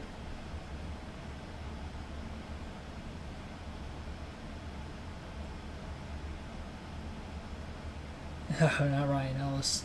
Bella Custer's not on here. It only goes to 2015. Modern era up to 20. Oh, Vickers. Yep. Thank you.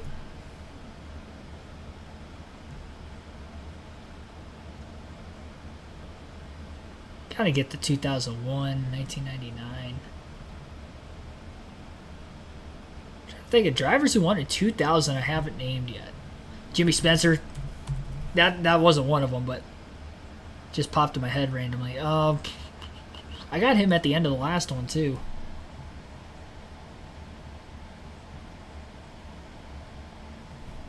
Dale Inman? Is it? Inman. Yeah, okay, nope, that ain't it. Dang, I thought I had that one. Butch. God bless America. Tim Richmond. That was Neil Bonnet. Oh my goodness, that was the other one in the 80s I forgot. The late 80s I had 18. We were looking for two of them over here. I had Parsons, but I forgot Neil Bonnet. Tim Richmond, Neil Bonnet, Morgan Shepherd had 4. AJ Foyt was modern era. Oh yeah, that was the 572. That was literally the first race of the modern era for AJ Foyt. Like, it was literally the first race of the modern era, so that's why he didn't cross my mind. I, for whatever reason, thought it was before that. Or no, he won the 500. Was it 69 when he won the 500 or 67? Yeah, he didn't win the Daytona 500 in the 70s. I didn't realize he won in NASCAR in 1972. I think he has like 4 or 5 career cup wins. But I was thinking they were all in the 60s. I didn't think they were in the 60s and 70s. Yeah, I wouldn't have gotten AJ Foyt just for that reason. Lake Speed had 1 win. Steve Park, John Andretti, those were the late 90s, early 2000 wins that I was missing there. Bobby Isaac was a name I probably could have gotten with a bunch of guesses just because of he only had 1 win in the early 70s as of the modern era at 1972. Ray Elder, James Hilton. They're names I've heard mainly because of like these kinds of lists. Dick Brooks, Mark Donahue, Lenny Pond, Ron Bouchard, Jody Ridley, Earl Ross. Yeah, I mean, that's all we missed. I'm sure we got above average this time. And if we didn't, we do one more quiz. 82, okay, I was going to say 67%. Got 71 out of 87. We didn't do bad on that one. We did definitely much better. Should have got Neil Bonnet, Tim Richmond. Probably should have got Morgan Shepherd. I don't know. I mean, Steve Park, John Andretti I could have gotten. Maybe Bobby Isaac. Honestly, Lake Speed, somebody probably could have guessed in the chat, but those names like Mark Donahue, Dick Brooks, those ones in the early 70s that had like 1 win barely into the modern era, like those would have been tough to guess. I mean, there was really only like 5 names that I probably could have gotten the rest of the way. AJ Foyt threw me off though, really. I thought he had all of his NASCAR wins in the 60s. I didn't think that he had any in the 70s. I had to think about that for a second because I was like, wait, when he won the 500, I second guessed myself because I was like, that was in the 60s. It's 1969, I do believe. But yeah, 1972, I guess he won 2 NASCAR races in the first year of the modern era. Like, that's not fair. That is not fair to miss that name.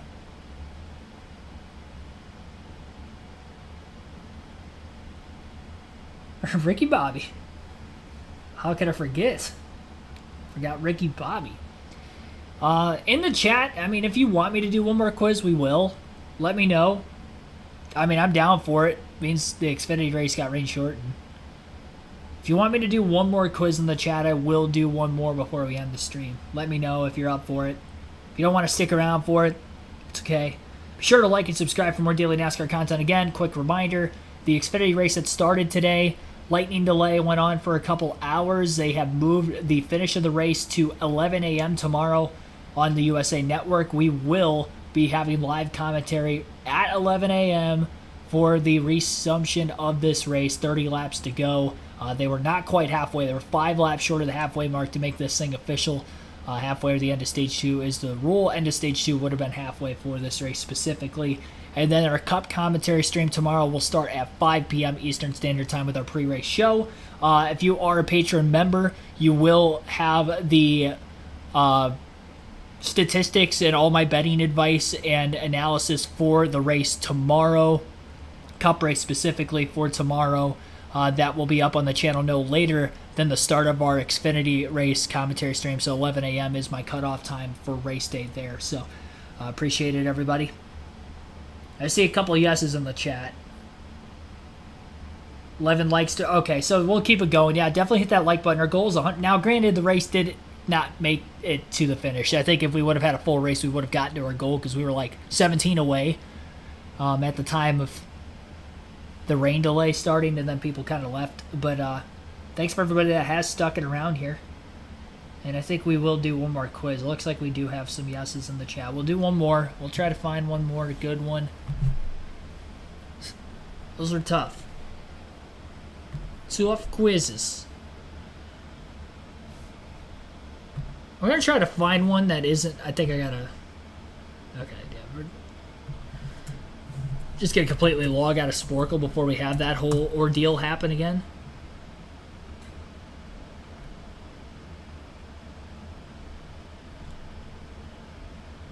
Alrighty. Yeah, we can't do a race winners one again. Did they die in a racing accident? That's a terrible quiz. Who would make this? Who would play this? 2,500 people have played that quiz. Some sick fucks. What the? Did they die in an accident? Friggin' they put a name on there and you guess like, oh yeah, they probably died in an accident. They didn't die. Like, so morbid. It's so morbid.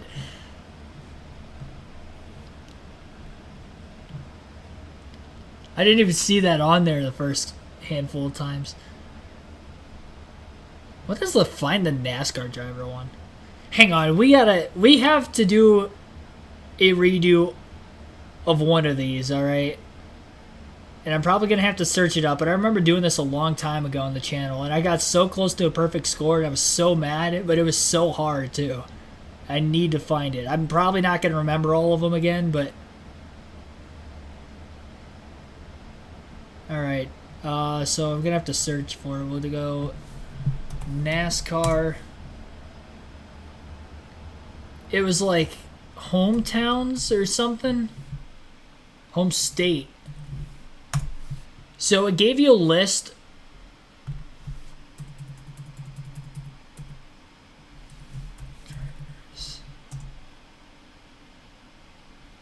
Birth location. Oh, come on. It's got to be on here somewhere. NASCAR drivers by state.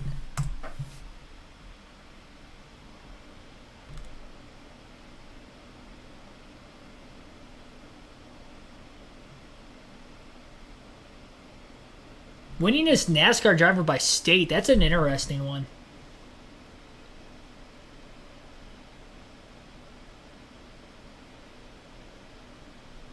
I was trying to look for one I did earlier.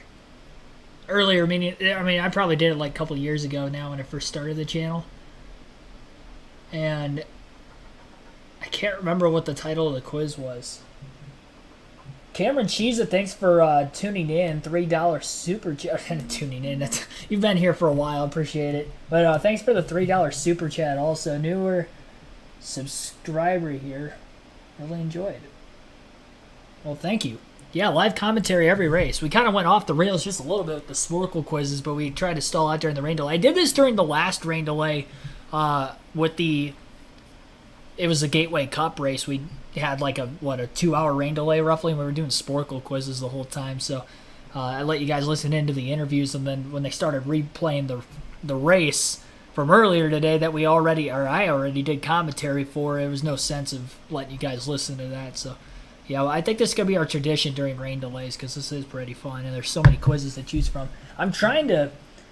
Too hard. I think it'd be fun, though. I don't know how much time it's going to give us. I think we should try it because I'm pretty good with geographic location. Like geography, I'm always been really good with, especially now because I've been traveling so much. Where did I see that at?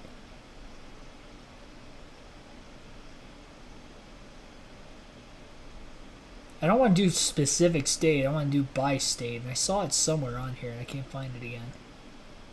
Or did I not see it on here?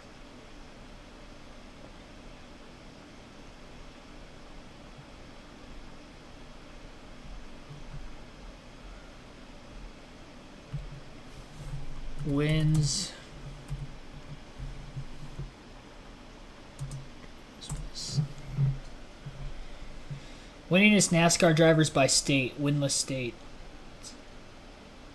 Yeah, okay, so that might have been where I read it. That's only doing the winless states. That one I know. I'm pretty sure I know that one.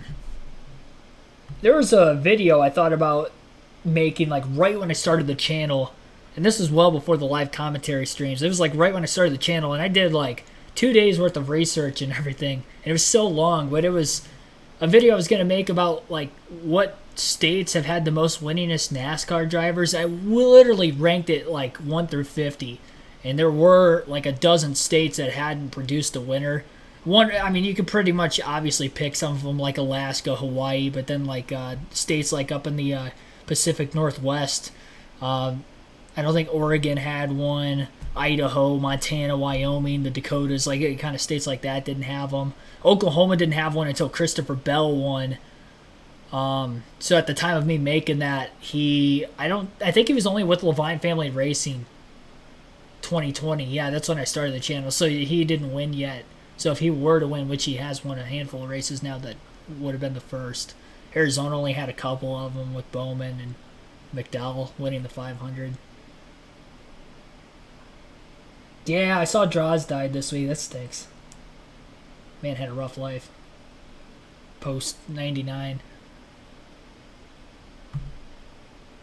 I want to see, but I'm not going to do this quiz. I want to see if I can find that quiz that I did. I can't scroll down the screen. Damn it, Sporkle. Sporkle. Messing with me here. There we go. Come on.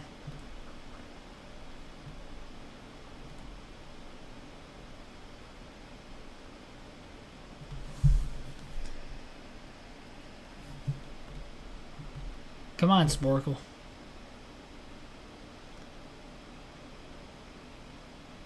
Indy 500. Oh my god, that would be so hard. There's going to be so many from like the 40s on back. I'm not going to know. Yeah,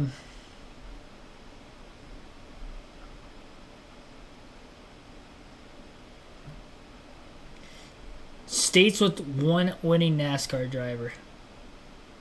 So this is like the inverse of this one. Winningest NASCAR drivers by state, winless states. That's the one we're doing right now.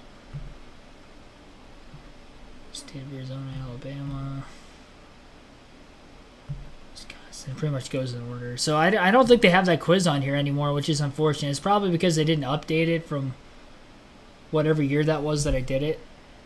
The driver lineup. Because it would be different now with newer drivers in the Cup Series, I guess, that I would know where they're from.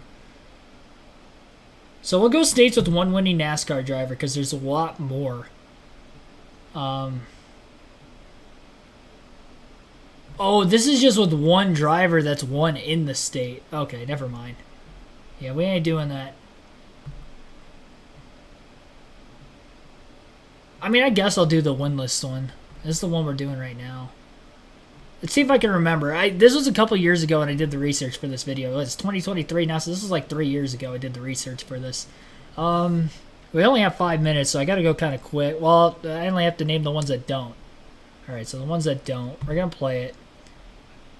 Oh, I got to type them in. I thought I had to click the graph. Alaska, obviously, like I mentioned, Hawaii, Idaho, Wyoming was one. Why? Oh. Mean. Am I not spelling it right? How do you spell Wyoming? Now I gotta Google how to spell Wyoming. Why-ho. Oh, there's no H. I thought it was like Wyoming. Wow, that was bad. Montana.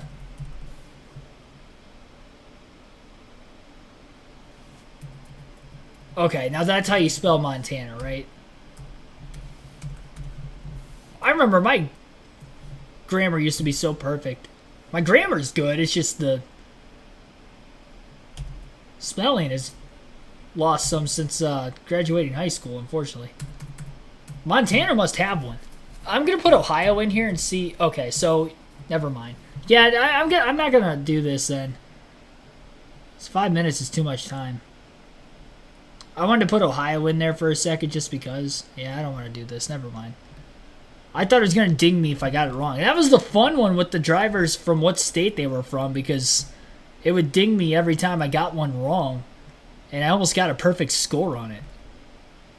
I didn't think I'd know that.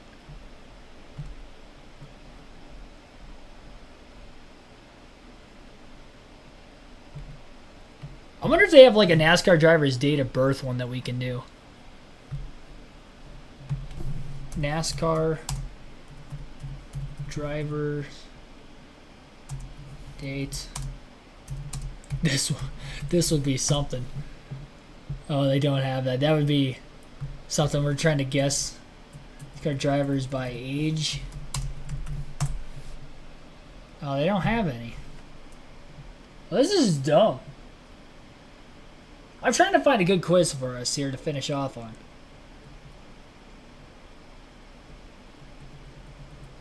NASCAR home state.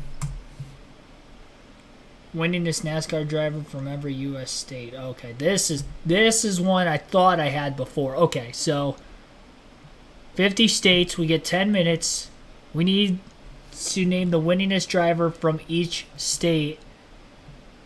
This is what I was hoping for that I had when I was looking through it the first time. This isn't the state I was talking about. Yeah, this wasn't the quiz I was talking about originally, but we'll still do it. So I don't think I'm going to be able to ever find that other one that I had.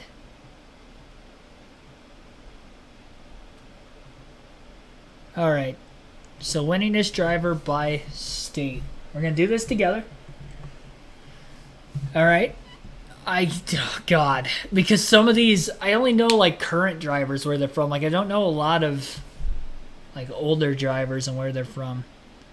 Because some of these towns I only know of because I've seen it on the bottom of some of the screen. Yeah, we'll try it. Alright. So Tucson,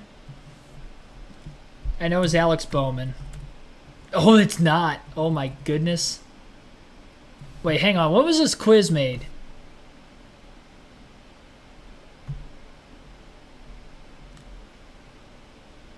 Oh, it doesn't show. How is it not Alex Bowman? Somebody else is from Arizona. Alan Kulwicki was from Arizona, right? No, he's from Wisconsin. Kenseth is definitely the Wisconsin. What the? Oh, I have to go in, or I see why. Okay, I'm stupid. I didn't know I had to click on the state. I thought I could just start naming names. Alex Bowman was Tucson. That was throwing me off. Columbus, Indiana's Tony Stewart. Owensboro, Kentucky. That's Waltrip. Oddly enough, Jeremy Mayfield from the same town as the Waltrips. Brad Keselowski, Rochester Hills. Somebody that goes to Michigan Speedway every year. I should know that. Gosh. Columbia, Tennessee. It's not Sterling Marlin, is it? Oh, it is. Oh, let's go. Las Vegas, definitely going to be Busch. Oh, Montana does have one. Oh, my goodness. Marietta, New Jersey, that's Truex. New York, Bodine, I believe. Yep, okay, I remembered that. Ashland, Ohio. I think Tim Richmond? I know he's from Ohio. My quiz paused on me. Okay, it was Tim Richmond. Norman, Oklahoma was Christopher Bell.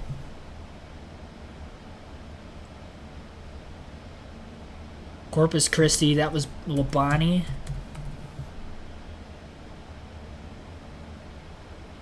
Norfolk, Virginia. I don't think that's Jeff Burt. Yeah, I didn't think so. He was from Virginia. Emporia, Kansas. Hang on, that's Clint Boyer. Just looking at some of the... If anybody knows any of these, let me know. North Carolina. Level. It's got to be Petty, right? Yeah, okay. Yeah, see, Dale Earnhardt is from North Carolina, too. There's a lot of big championship drivers from back in the day from North Carolina and Florida. It's just a matter of trying to figure out which one.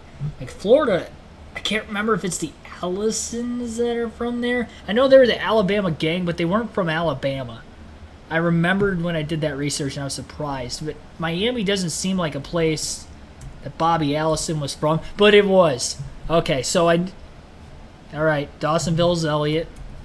Have I gotten one wrong yet that I've tried to name? Connecticut is Logano. I got to find that. Middletown, Logano. I haven't needed to look at the chat yet. Jeff Gordon's going to be obviously California. Oh, man. Gonna hit a wall, by the way. Jimmy Johnson's from California. But Jeff Gordon was the answer for California because he's got more wins. Hamlin.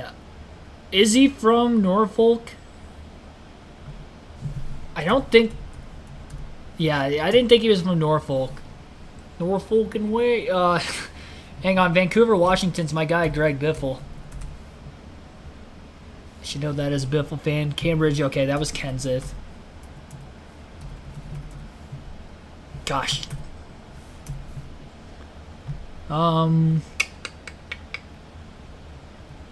Missouri. That was Rusty Wallace. Oh boy. Yeah, we're getting down to ones that I have no idea now. Pittsburgh, Pennsylvania. I have no clue. It's either you know these or you don't, really. Like some of the ones down south we can maybe start guessing. Like Alabama, you would... Bonnet? I mean, we missed... You didn't see that. Okay. The R is next to the T on the keyboard, I will say. I don't know if anybody caught that. I missed... so, okay, he's not from there. Benny Parsons has a lot of wins. He's got that southern accent. Where is he from? Which southern state is Benny Parsons from? We'll try Arkansas next. Nope. He's going to be on here. He's got a lot of wins. Mississippi? Nope. Maybe he's from West Virginia. It's not really a southern state, but they got that, like, twangy voice.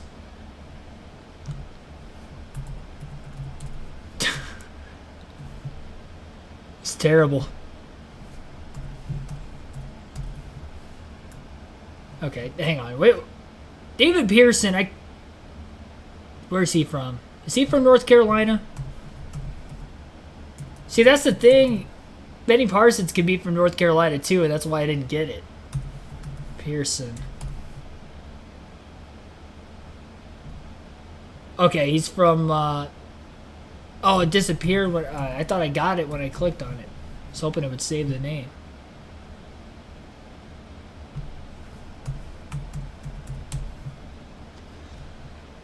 Newman's from South Bend, yes, but Tony Stewart has more wins, and he's from Indiana. Justin Allgaier, Illinois, but he doesn't have any Cup wins, though. That's the problem. I learned that on the broadcast today. But he doesn't have Cup wins, so he wouldn't be on this list.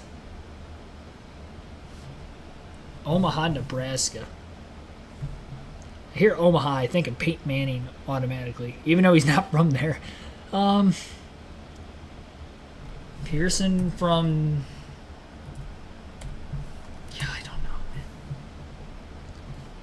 He might be from North Carolina. Tim Flock. Oh, Mark Martin is Arkansas. Yeah, you're right. Okay, that's a good one. Jeez Louise. Oregon? There's going to be a name on here I'm not going to know, right? I mean, there has to be. Some guy that Where's Wendell Scott from? I know he only has one win, but maybe there's a chance. No, he's got to be from Florida, right? Yeah, no, okay. He can't be on here. I mean, the southern states, you'd have to imagine it's going to be somebody with a bunch of wins. If it's not somebody with a... Granted, though, Sterling Marlin only has 10 wins, and he's the most winners from Tennessee, so that might not be the case.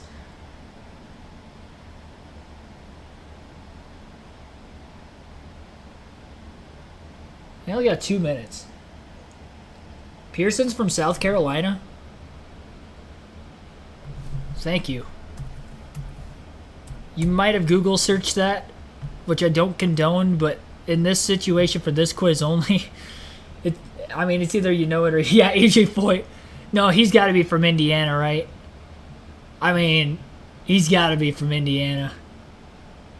I swear if AJ Foyt's on this list again, I'm going to... I don't know what I'm going to do, but I'm going to do something. I'm going to flip out. That's what I'm going to do. Can you imagine if he is on the list again? Oh, jeez. Yeah, Bubba Wall's from Bama, but we already got that.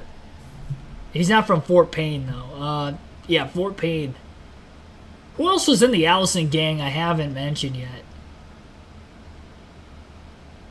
Yarborough? I think that might have been just before his time. He might be Mississippi, though. Or he's probably Florida. There were a lot from North Carolina and Florida, and I can't remember who was and wasn't from there.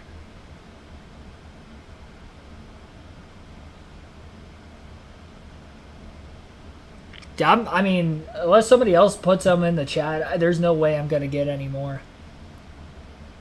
No chance. Somebody's won from Maine. Oh, that was Ricky Craven. Oh my gosh, I don't know how I remember him saying that somewhere. Sports Center, something. He worked for ESPN for a while. I remember him saying that he was from Maine. I don't know how I remembered that. Massachusetts. It's got to be somebody current from Mass, right? You would think. Red Farmer. Rusty Wallace is from Missouri. We already got that. Oh, jeez. Tim Flock. Somebody mentioned it. Whoa, Kit Kat. Like how the ads don't, glitch or spaz out on here. So Lake Speed from Mississippi. You mean to tell me a guy with one win, he's the only guy to win from Mississippi. Mississippi's a southern state. NASCAR was, born and raised in the South. And only one guy ever won. Well, I mean, technically... Well, Stenhouse is from Olive Branch, Mississippi, and he has 2 wins, so this isn't up to date. Because I did put Stenhouse in there, didn't I? We beat the average score. That's all that mattered. Info. 2023, it's up to date. That is not accurate. Okay, Ricky Stenhouse Jr. is from Olive Branch, Mississippi. That's what it states. Every Daytona 500. Every qualifying time trial, it shows where they're from, basically. And sometimes during the race. Fred Lorenzen from Illinois, by the way. But Tim Flock is from Alabama. John Rostick from Colorado wouldn't have gotten that. Wouldn't have gotten Ralph Moody from Massachusetts. I would have automatically assumed it was somebody now. Dick Hutcherson from Iowa. Paul Goldsmith from West Virginia. Joe Weatherly's from Virginia. That's interesting. He does have quite a few wins, though. So at least it's somebody with a decent amount. Bob Burdick from Nebraska. Chuck Stevenson. I couldn't tell you who Chuck Stevenson is. I'm not going to lie. Does anybody know who Chuck Stevenson is? I mean, maybe if you watched NASCAR in the 70s, maybe that name popped up. That was well before my time. I don't know who Chuck Stevenson is. Herschel McGriff from Oregon. I did not know that. Know of the name. Just got inducted into the NASCAR Hall of Fame a couple years ago. Dick Linder. Big sprint car guy. And that Linder family from Pennsylvania, so that makes sense. Don't ask me how I know that. It's because I went to dirt racing a lot. My grandpa used to own sprint cars locally and race like around like Ohio, Pennsylvania. Like went to Williams Grove a lot and stuff. Growing up, Lernerville. But he so that's a sprint car last name. And I would imagine with sprint car racing as big as it is in the Midwest, but Pennsylvania, Ohio, Indiana, Iowa, like that kind of like stretch along there, it's huge. But NASCAR is not that big in those states because there really aren't any NASCAR tracks. I mean, Indiana to a certain extent now that they've been going to Indy for the last like 25 plus years, but even still, it's more IndyCar and open wheel, more open wheel USAC and IndyCar than what it is NASCAR. But Ohio, I mean, I lived in Ohio my whole life. I don't know that many people that watch NASCAR, but there will be people I'll run into that'll be like, oh yeah, I've been to a sprint car race or two, like randomly, and like, it's kind of weird that it's like they don't know anything about NASCAR, but they know somewhat about racing because they've been to a sprint car race here and there. It's just random. It's like, yeah, we just went to a sprint car race randomly on a Saturday night. There's so many of them around here. Yeah, Dave Blaney. Blaney name, huge in Ohio. That's more Eastern Ohio, but obviously they race. I mean, I think Dale still races every now and then. I saw him race at Fremont Speedway last year. It's, well, now from where I live, it's more like 40 minutes or so. But at the time, that was the home track. That was where I grew up going to sprint car races there at Attica Raceway Park. I didn't go to Eldora for the first time until last year. It took me so long before I finally went there. Been around the area of the track. I never actually went there for a race up until last year. Yeah, there's a lot. World of Outlaws go to like 4 different tracks just in like the Northwest Ohio area within like 2 hours of where I live. And that's not even counting, any tracks in Eastern Indiana within 2 hours that I don't really know of off the top of my head. Or Michigan area, Southern Michigan, that I might not know of. I don't know where Kokomo is, but I know it's in Michigan. It could be like an hour from me and I wouldn't know. Never went there. Who won? We did. We won the quiz. If you're talking about the Xfinity race, they are finishing that tomorrow at 11 a.m. Got 25 laps in, lightning. And pretty much the lightning and the scheduled allotted airtime is the reason for us not seeing the finish of the race. Even though they had a couple hours of daylight, if they would have waited for the lightning to go, I think a lot of it was noise in the downtown Chicago area. They probably didn't want to have it run too late, but it is what it is. We'll race tomorrow, and as long as the Cup race gets in and finishes on time tomorrow, then that's, I think, the big focus. Because, yeah, it stinks the Xfinity race for anybody that went there, only saw 25 laps, but at least they get to see it tomorrow before the Cup race. They don't have to stay an extra day. Dave, yeah, I mean, that's why, I don't know if anybody knows in the chat, and somebody asked me if I watch dirt racing, but again, I'm a huge Ryan Blaney fan because I grew up watching Dale Blaney, which is Dave's brother, race sprint cars a lot locally. Like every other weekend in the summer when I'd go to local sprint car races, they would have like an Ohio Speed Week once a year too. Anyway, he always raced, and he was always my favorite. So even though I was a Greg Biffle fan growing up, I liked Dave Blaney too. He just didn't win a lot. He never won in the Cup Series. And never really ran well most of the time. Was always in underfunded equipment for the most part, except for that one year he ran part-time for RCR in the 07. But never won. So as a kid, I feel like you root for guys that typically win a lot. He never won. Greg Biffle was competing for championships in the 2000s, so I just kind of grew up a Biffle fan. Always liked the Rush Fenway drivers, so Biffle was kind of my favorite. When I was, my earliest memories of NASCAR, Greg Biffle, from 04 onwards was always a championship contender until his last couple years of his career. So, yeah, he was always my favorite. And then Ryan Blaney was working his way into NASCAR. I knew he was going to be that guy I was going to root for if he ever got to Cup for that reason, and he did. So, no matter who he was going to drive for, he was going to be my transitional driver from Biffle to Blaney. Yeah, I mean, he could have driven for Spire Motorsports, and I still would have been a diehard Blaney fan. So It's cool seeing him win races. Cool seeing him win the 600 a few weeks ago. It was a big win. I was so pumped about that, especially not winning in a couple years. Any of his Talladega wins just down the line. The Roval win, I remember running across the living room when that happened because I couldn't believe it. Yeah, good times. Hopefully we have more of those moments here on the channel. He's only won once on the All-Star race when I said screw NASCAR or whatever I said, or F NASCAR. It felt as if they were trying to screw him over. I know they weren't intentionally trying to do it, but it just seemed that way. And he got that win, so I mean, you guys have seen me pretty animated when he wins. I try to keep it professional, though, as much as I possibly can, especially calling the races down the middle.